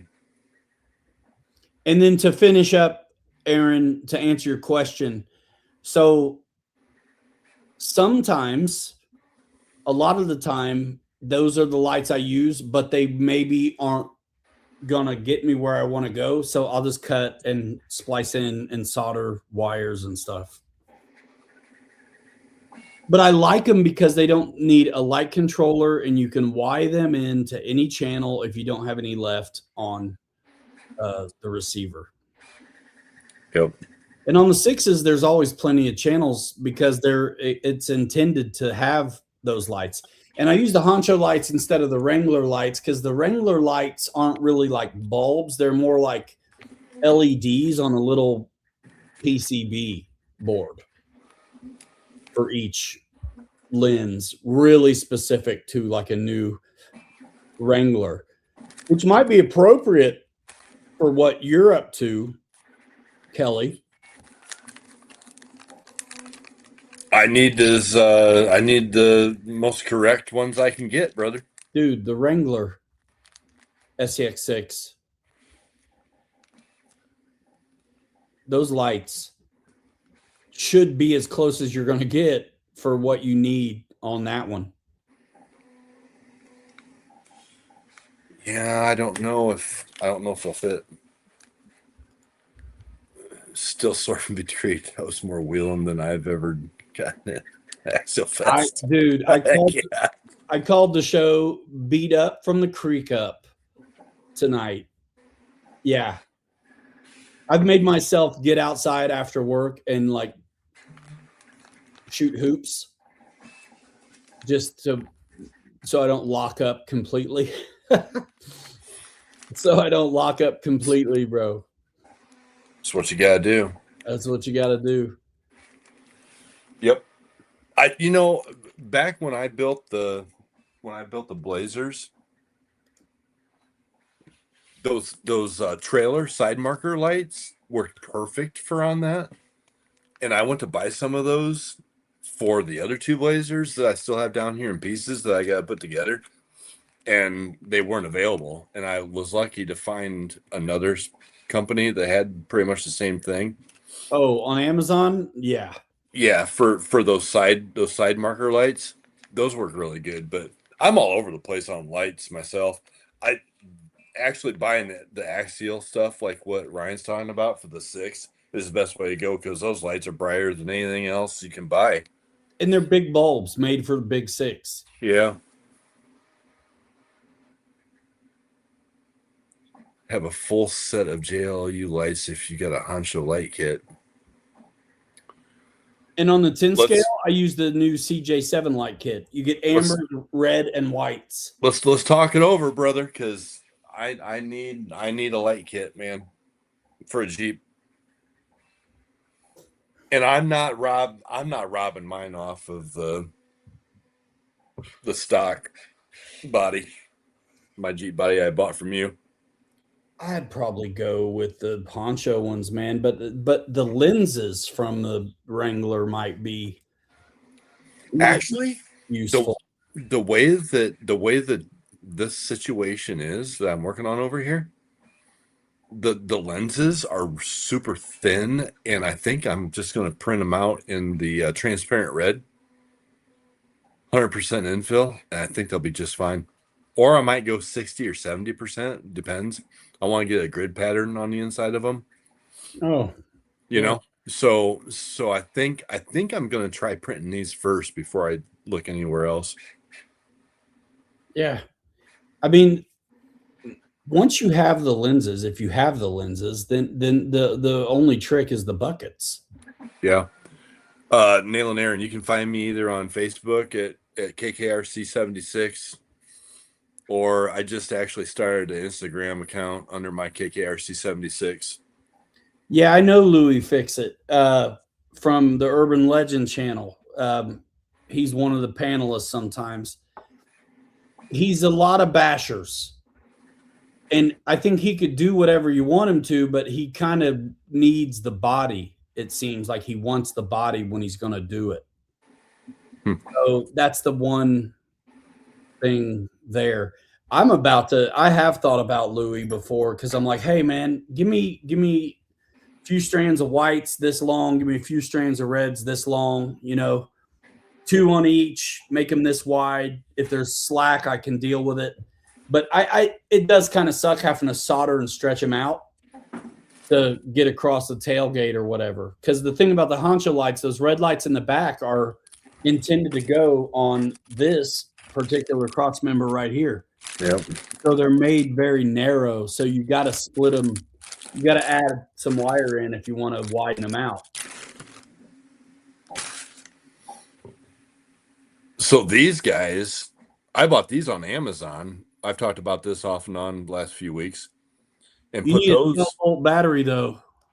Well, that's the thing. Like these are actual, utility trailer 3/4 inch bullet lights, 12 volt lights. And I think there's 3 LEDs in each one of these. I can tell you for sure. But these fit pretty well in the back of the 6 scale IJs.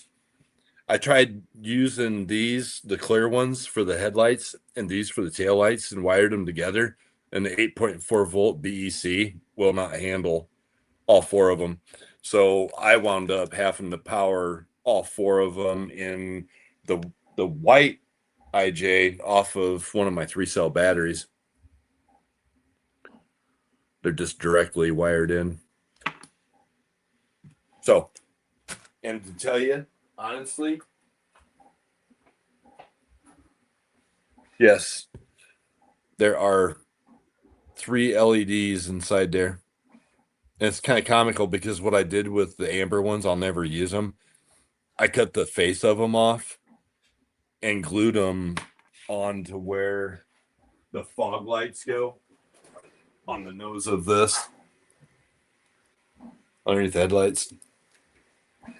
Dude, I like those lenses and housings, even if you were to rip out the stock lights.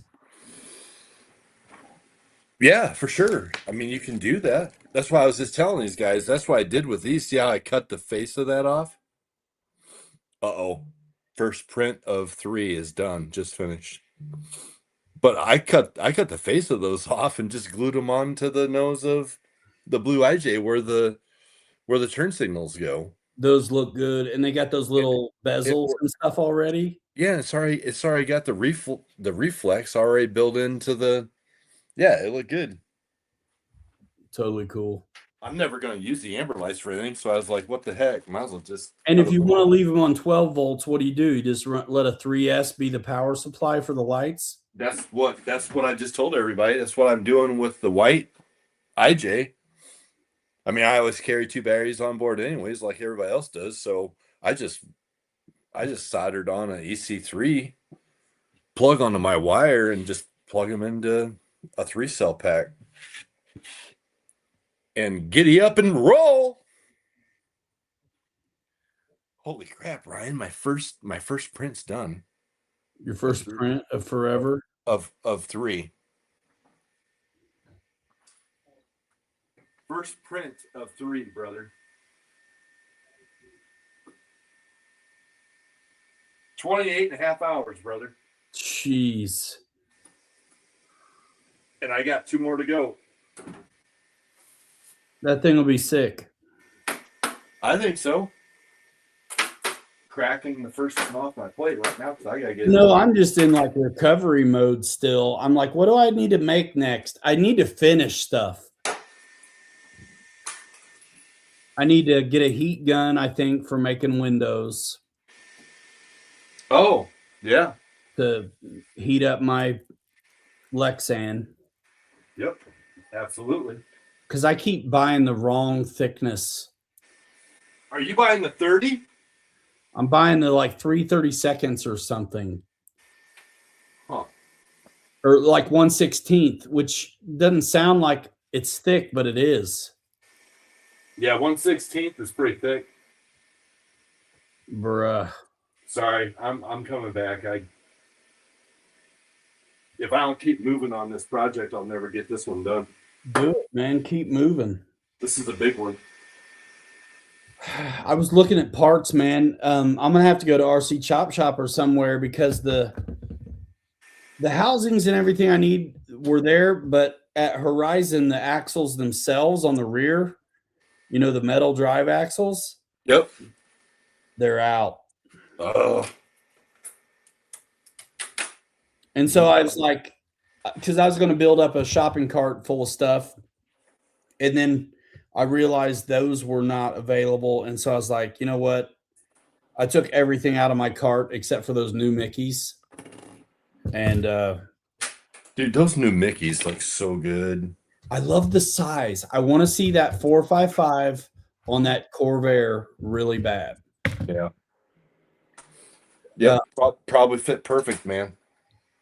And I got, I had some tire rub with the Pats, but it wasn't awful. Yeah. And I think shaving them down was a good idea. Like I did. I definitely lost some diameter doing it. Oh, yeah, I'm sure. I am sure, brother. Dude, it's gonna look so good. Where's the lighter? Why? Are you going to melt stuff again? She put it away. Oh, She put it away and she was cussing your name. She was mad. actually, No, she doesn't cuss. But I was about to say, like, the worst word I've ever heard her say was ass. Like, get your ass. What do you need it? You don't need it. I wanted to melt stuff. No. No, Beavis. Bro, my friend put hot glue on tape and it got stuck to his finger and it was like burning his finger. So he started to fling his finger around and the tape with the hot glue flew to someone's face and burnt someone's face. And it stuck on him? Yes. Oh my gosh. That reminds me of what CA glue does when you pick it. It gets super hot. Some of the glue we use, when you put the 2-part on it, it gets so hot. Yeah, So you it's on got your fingers. It already sucks that it's on your fingers, but then you spray them and it's like, oh. Like hot glue, it just keeps burning until it's not hot anymore, right? Yeah. This does it chemically. Crazy. Well, just tell him to use CA and accelerator. Dirty Oh my thirds. Give me a second and I'll answer your question. I forget which compound I got. Whatever was available, probably. Oh my. You gonna set for your Origin Classic? You don't think they'll be small looking? We'll see together. We can find out. 4.5s? Yeah. Sorry, I'm over here trying to break supports off of this without breaking my 28.5-hour print. Predator compound's what I got. Good choice. What's the difference? The Predator compound is softer. Right than on. the G8. So, I mean, if you're going to be crawling on rocks and stuff, you definitely, the Predator compound I've always found is a lot better because it just sticks better. Oh, no.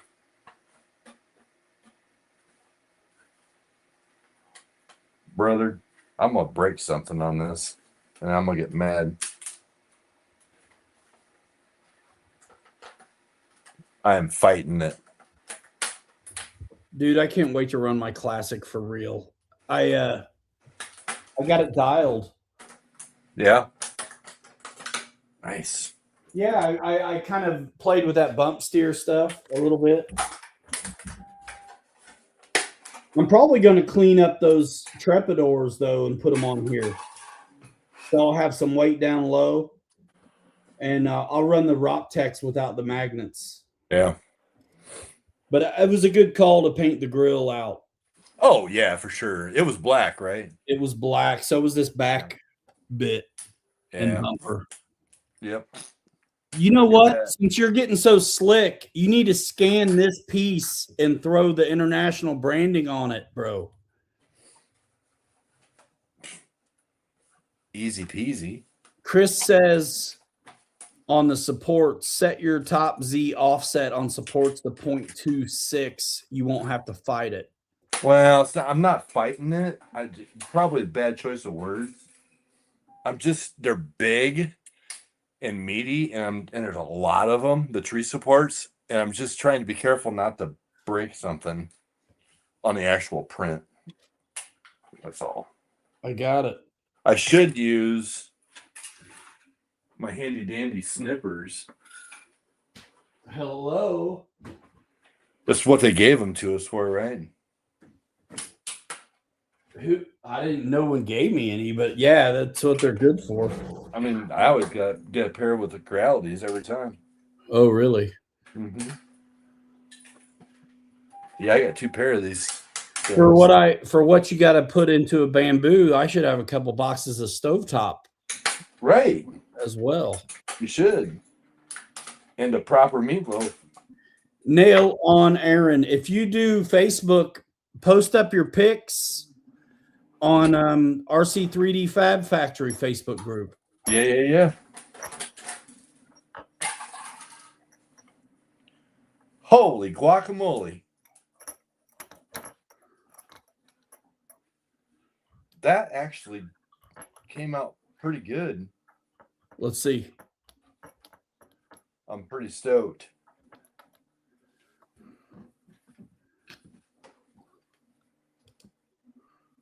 Wrong guy.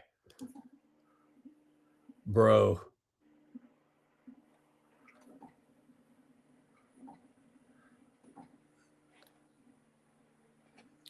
What if the bumper breaks off? Dude, I'm telling you right now, if the bumper goes, everything's going, bro.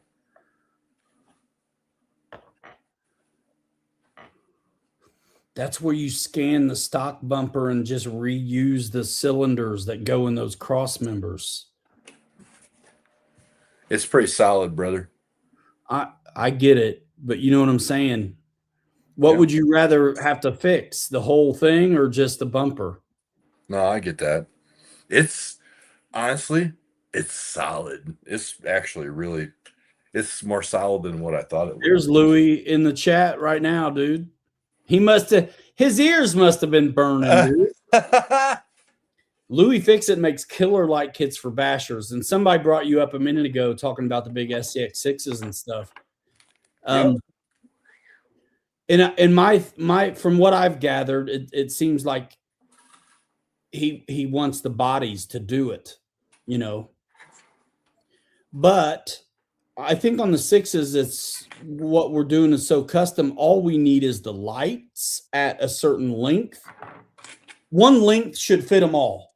Make it big enough to do a stock Honcho or a stock Wrangler, and after that, we can move them around and deal with the slack. And then we're kind of on our own for the buckets and the lenses at that point. Yep. Someone asked us earlier what we use for lights on these things, and here's the answer, Louis. And you might find an opportunity in this response. My answer was, I use the Honcho lights all the time for the SCX6, but almost every time I use them, I have to solder in my own, wires to make them long enough, especially on the red lights in the back, because they're designed for, you can't see me. Can't see you. They're designed to go in a little cross member that's on the back of the Honcho. So you see they're not very far apart in there. So I'm all the time, whenever I use the Honcho lights, which are fine because they just servo plug in, no light controllers are necessary.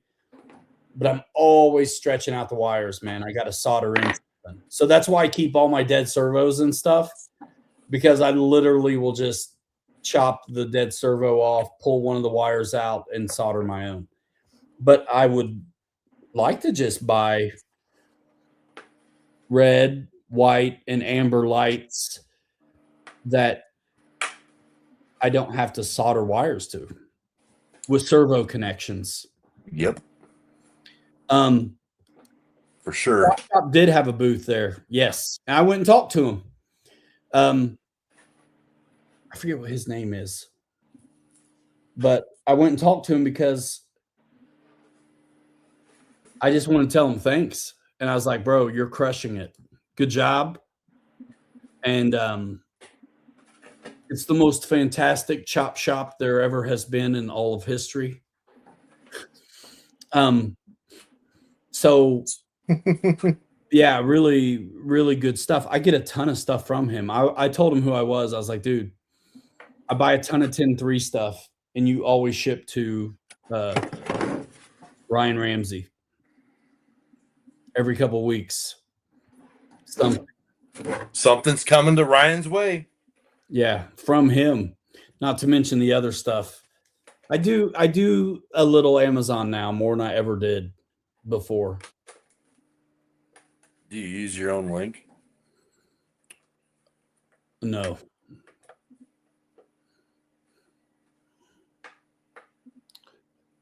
No. I had to ask. Which is funny, right? It's like, okay, this influencer stuff, like you get dialed in with commissions and you got a family full of people that are buying on Amazon all the time. Like, yeah, right. And no one will do it. It's just nobody gets it. It's fine. It's like, yeah, nah, we don't need to click on it. But I didn't see the thing I wanted on your store. It's like, well, no, I'm not going to put dog shampoo on the store. But if you click to my store first and then you go shopping, it still will count. Whatever.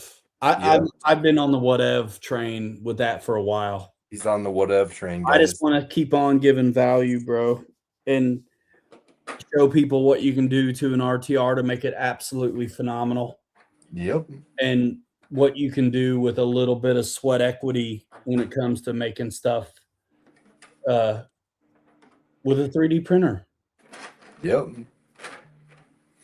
That's what we're doing over here. I'd like to thank today's sponsor too, cheese curds. Thank you very much. So if they didn't call them cheese curds, I don't think anybody would eat them if you called them mozzarella sticks in the South.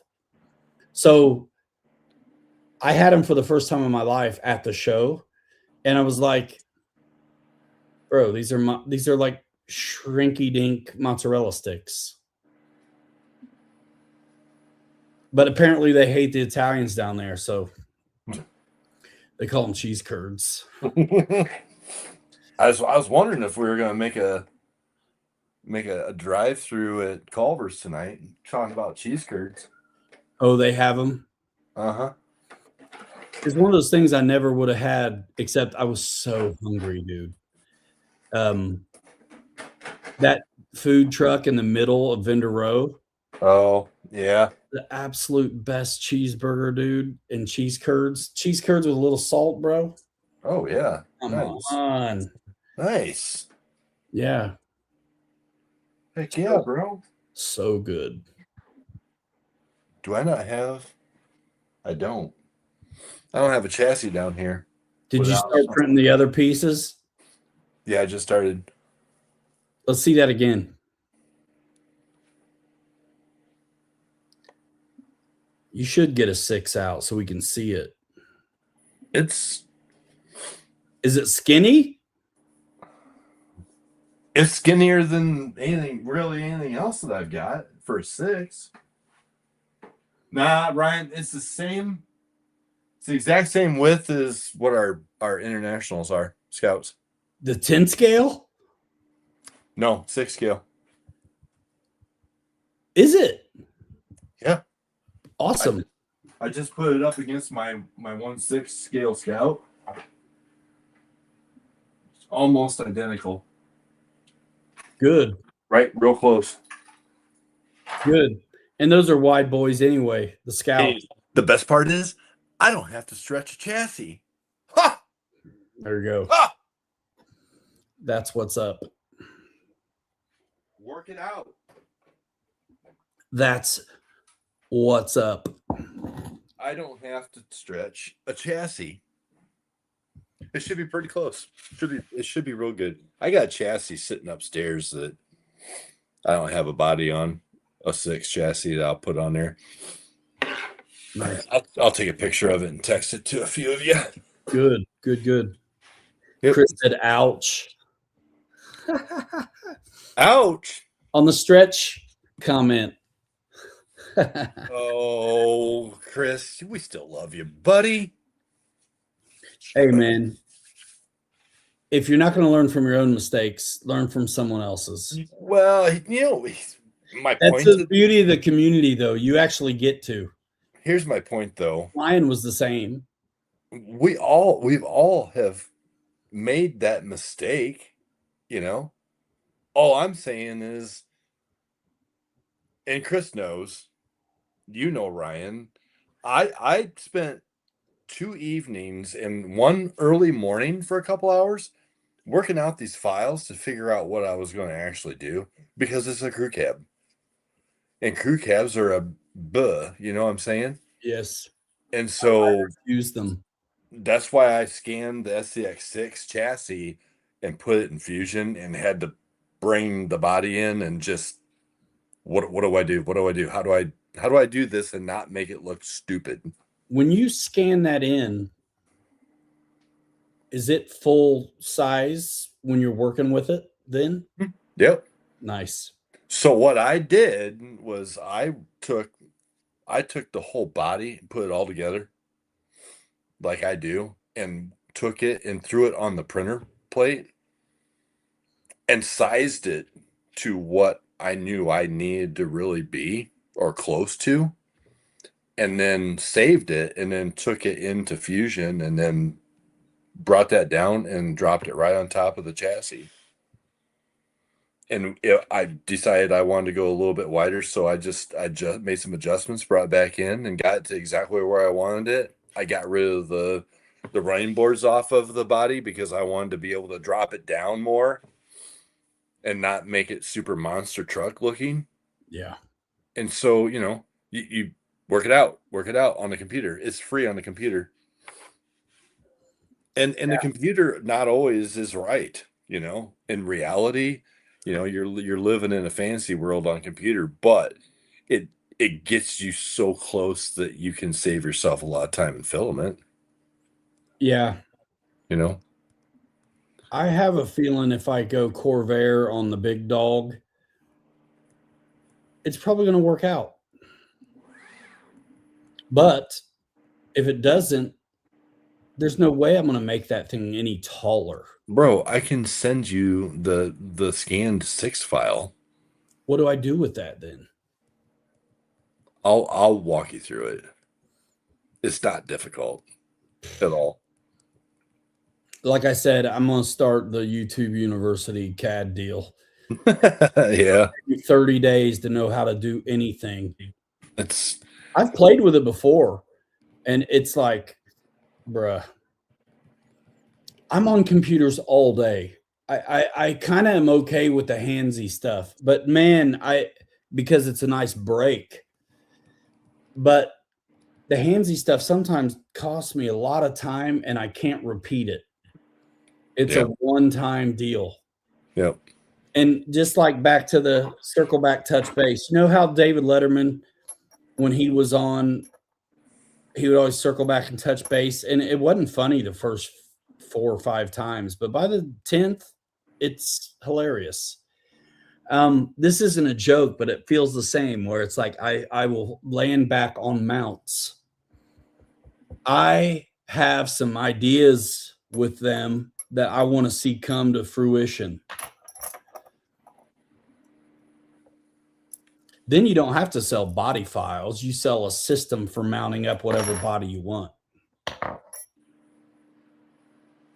Yes. For builders. And I would, for the hobby. It would be nice if there was something for the 6. So if you got something in mind for the 6, which you probably do because you're thinking axial anyways. I know how you work. My head's on the ultimately 10.3 H10s, Origin Classics, SCX6s. Yep. The stuff I'm messing with. You know what I mean? Yeah, for sure. The stuff I'm messing with. Yeah. Yeah, dude. Well, like you said, trying to figure out how to make everything somewhat user-friendly and uniform.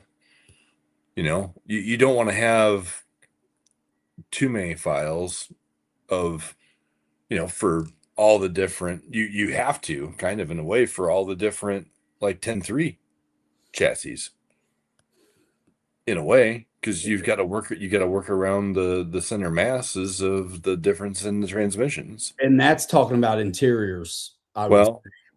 Yeah. Which is definitely part of it. My head's just super around the body itself to the chassis. It's like cross the bridge on interiors later, but I think those guys at Nasty Customs had, what's the other name? There was like 2 entities there. I think they have their own kind of. They've got a bunch of cool stuff. They had a adjustable skid plate for SCX6s.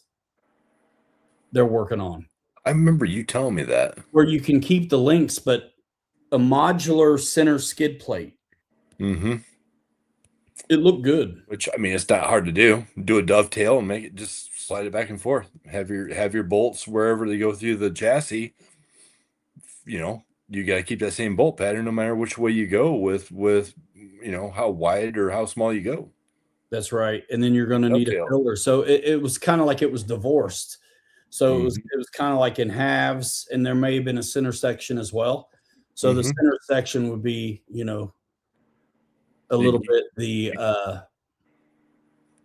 you kind of have a male female end, so to speak. The factor there. Yeah. And I think it was those guys telling me too. It's like that chassis goes together like the old base camps do, where you actually have some opportunities with the chassis rails itself to go out some. Yep. And that's something we would never think about when you're relegated to using the links it came with. But if you knew you had a skid plate that you could adjust, then you could kind of play with where those chassis rails bolt together and stretch or shrink it out, and not buying new links or making them. Right, because in you know, days past, you just, if it was a builder's kit, you put it together to fit the Lexan body that everybody has. And now we've got the beauty of doing this and going, oh, I want to make this body 10% bigger than what the Lexan was. And then I kind of want to go 12 or 15% wider on the width and the height to make it look legit, because I like it to be a little more pedestrian looking. And so now, with that said, and all this awesome crap that we got to use nowadays, it makes sense to do that. Yeah.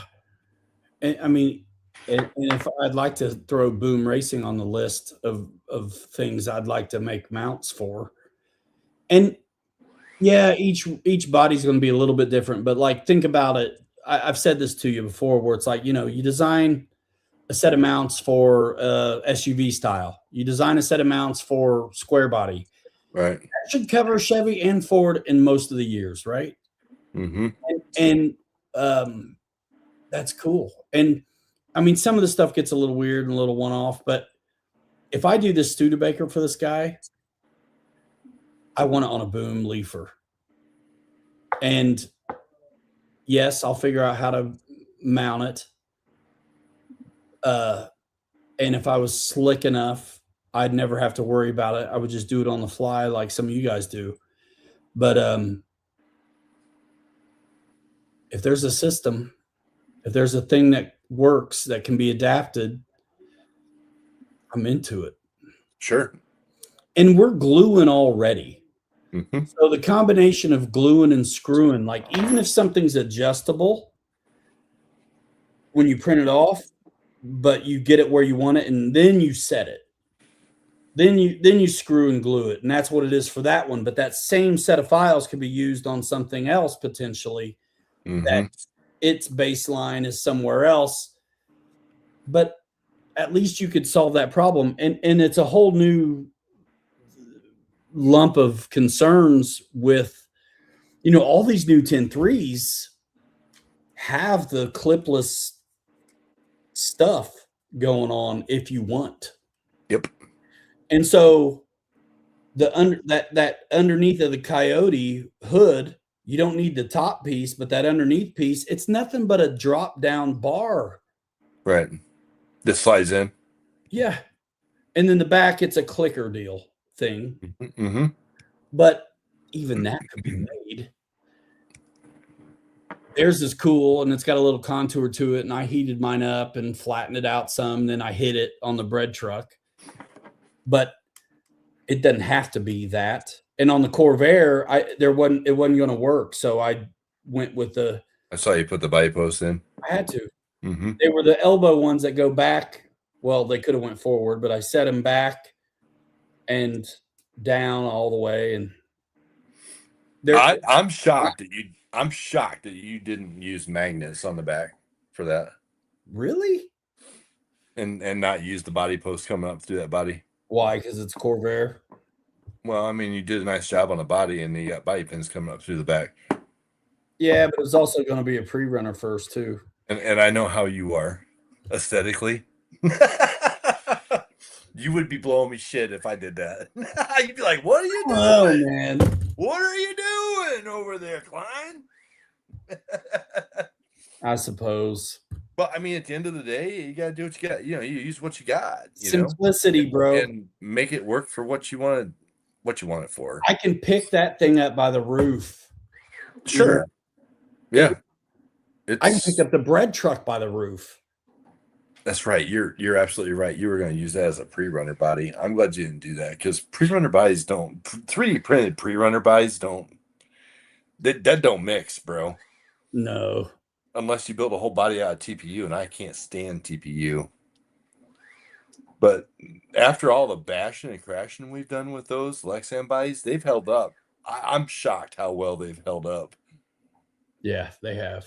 Especially when you stuff the nose of this one up Pete's rear end with his truck that day we were at France Park. That was a hard hit, bro. And it all stayed together, man. That's good stuff. Those cowcatcher bumpers don't hurt. No, not at all. Not at all. Yeah, man. But yeah, it's yeah, good times. I'm about ready to end this this story, man, for the night, and take this first chunk upstairs and see how it sits on the chassis. I gotcha. Yep, that works. Yes, sir. Tweedledee and Tweedledum are on. Tweedledee and Tweedledum. I was bummed he wasn't able to make it, actually, a little bit. Who, Matt? Yeah. Oh. Yeah, I wanted to bust his chops in person.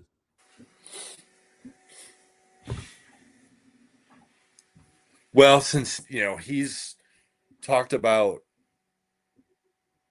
the battles that he's dealt with those big tundras he's doing, I'm like, you and I both are like, whatever, come on, bro.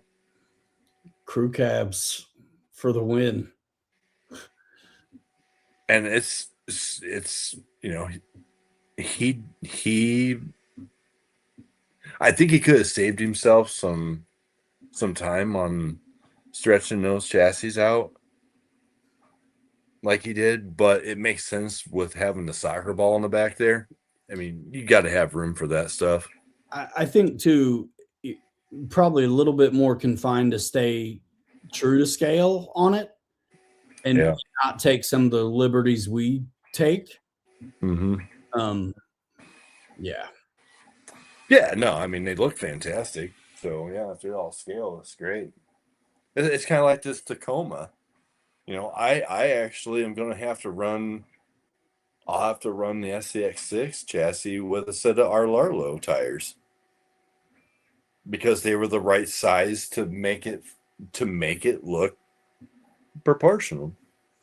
That's why I want to do that Studebaker on a boom kit, because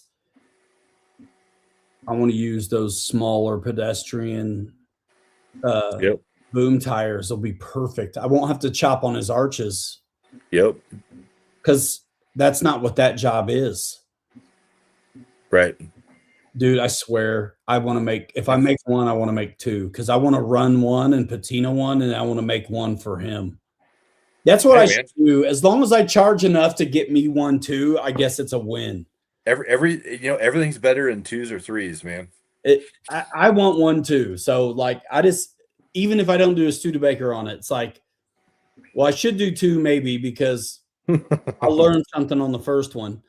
And then, but dude, honestly, I don't care what I make as long as I make enough to get one boom kit for me as well. Yeah. That's it. I've decided. Yeah, do it. Do it to it, brother. Do it to it. That means dude's paying like $1,500. I guarantee it never happens. I mean, I could just sell one. If I don't make it enough where I get one too, then I suppose it'd be for a okay. 110 scale, yeah, it's a little stiff, bro. You know? Custom. You want a replica of your rig. Yeah. Oh, I get it. Off chassis, resto, fresh paint, shiny chrome. And black is not easy to do. Come on, dude. And if I do a boom kit or a leafer, I'm able to do that interior. Yeah. Which is dialed as well. I have pictures of it somewhere on my phone. It's been a year, so they're back there. But man, actually, I know you're trying to go, but let me try to find them. So the files are legit too? You've looked at the files? You know how it is. You don't really get a look at them until you buy them. Yeah, for sure. Yep. Most of the time. Yep. But all right, this will be back a bunch. Just bear with me. This thing was gorgeous though, bro. Absolutely gorgeous. And then I see my Chevy and my Ford in here, and I'm like, I miss you. They're all like little kids, man. Can't get rid of them. Well, I mean, you can't sell them. It was hard for me to sell 2 airplanes to Bevan. Is it Bevan or Bevan? It's Bevan, I think, because he left me a voicemail and said his name, and he said Bevan. So I think it's Craig. Bevan. Yep. All right, man. I'm gonna find it. There's my Ford. There's my Ford. I would think it'd be harder to see, one of your former kids that you produced and made out on social media having fun. Not, that's what I'm saying. You see that. I think that would be harder than seeing the pictures on your phone. He's posting. Well, actually, when someone's like, post up your favorite SCX6 or whatever, and the dude posts up my red door Ford that he bought, I consider it a challenge to the whole human race, and I'm not going to lose. Bro, when you see something like that next time, when he posts something about it, you need to send me the link to it or where it's at, and I'll take the picture of our 3 trucks sitting on top of that little sand hill at Bonnie. Yeah. I think I had my VW Bug that's all ugly patinaed. You had the white Ford with the red door, and Kirk had, I think it's 54 Chevy maybe. And I'll post up a picture and be like, look at my 3. And that dude's going to be like, whoa, wait a minute. That looks just like mine. It is yours.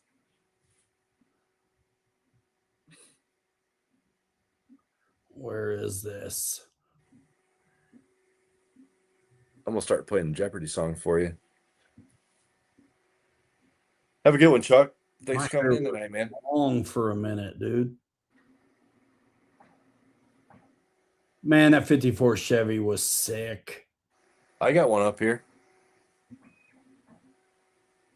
It's got a cracked bumper on it because my buddy Justin decided to hit me wide open. Bro, I found it. I'm going to send the honcho. Dude. I'm going to send him to the... What are you showing? The real truck? The real truck? Huh? Yeah, the real one that you're going to replicate? Yeah. Dude, my neighbor down the street's got a 39 Chevy. And I would love to that. Maybe that's a good one to try in 3D scan and see if I can get that to work. Check this out. Where'd it go? It went to your downloads. That's where I'm at. This is where they go. Yeah, but that's where I am. Oh, interesting. Why? Holy guacamole.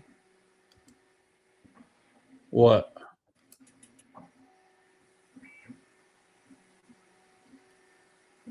Bro, where'd they go?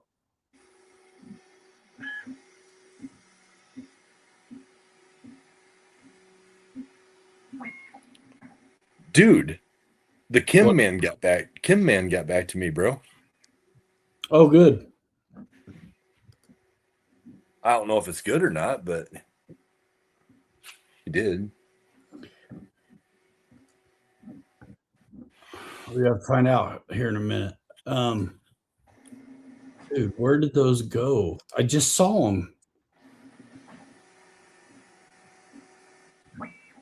Oh, I finally hear your printer now. Yeah, it's tossing down the first layer, so it's not running wild warp speed yet.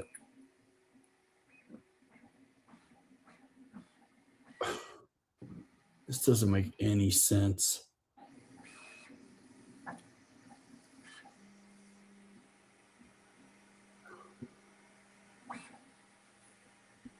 Date created. I mean, why? Date added. There. Did you find it? Yes. Nice.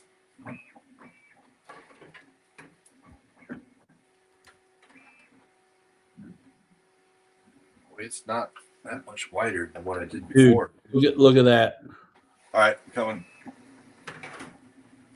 I was just looking something here. Just stepped on all my little support crap on the floor. Okay. Yeah, I think you showed me this picture once before. And I got up under it. It is all perfect. That's sweet. That's super sweet. Let me show you the front. You know what? You're gonna have to do some while you got some Dr. Pepper going. You're gonna have to do some Dr. Pepper can bottoms for your Moonies, bro. You know what I'm saying? I'll do better than that. If I do that, I'll have to polish them. They'll be too big for what I'm doing. I'll have to do like a skinny Red Bull can or something. Yep, probably. Look at that, man. Yeah, man, sharp, bro. So when I look at a body like that, you know what the first thing I think of? I think of 54 Chevy. No, I think it's going to be a nightmare to print, and you're going to use a shit ton of supports because of that body, like on the top, the hood, and the whole front end and everything. That's gonna take a lot of filament to do, even on a 10 scale, just because there's so much mass there. You know? Yes, but it also depends how you slice it.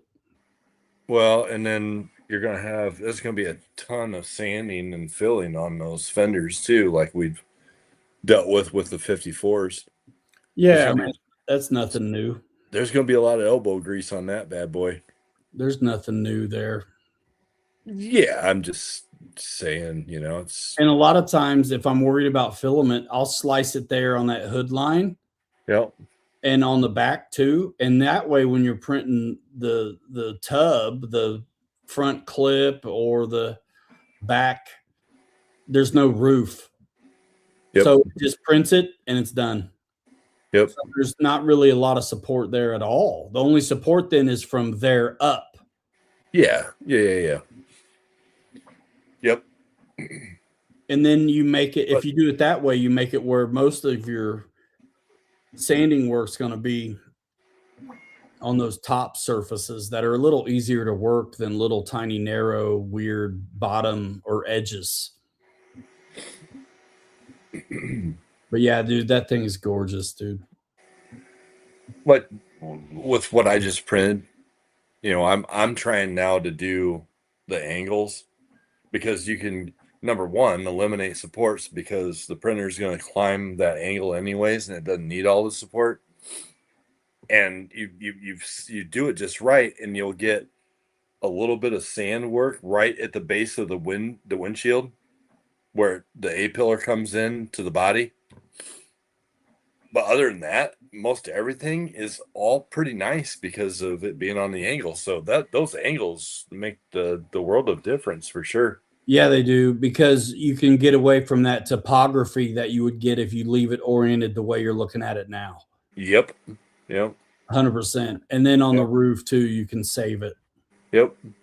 Those headlights, I didn't notice that they protrude out of the fender like that. That's pretty cool. That's pretty sick. It's pretty sick. I mean, I wish he had a 54 Chevy, to be honest with you, instead. But he doesn't. This is what it is. Yeah. Well, that's a knockoff of a 54 Chevy, bro. Or 54 Chevy's a knockoff of that, is what I should say. Because you said that's a 42, right? Yes. Yeah. That's how it goes. Yep. I mean, that's what a Bronco is. It Yeah, I borrows mean- from the Scout. Bronco decided to respond to Scout, man, for sure. Yeah. Cool, man. Awesome. All right, dudes, we're going to roll. We're out of here in 5. Hanger Rats forever. We'll 3 you later. Too good to be forgotten. We'll see you next time. Bye now. See you, everybody. Boom.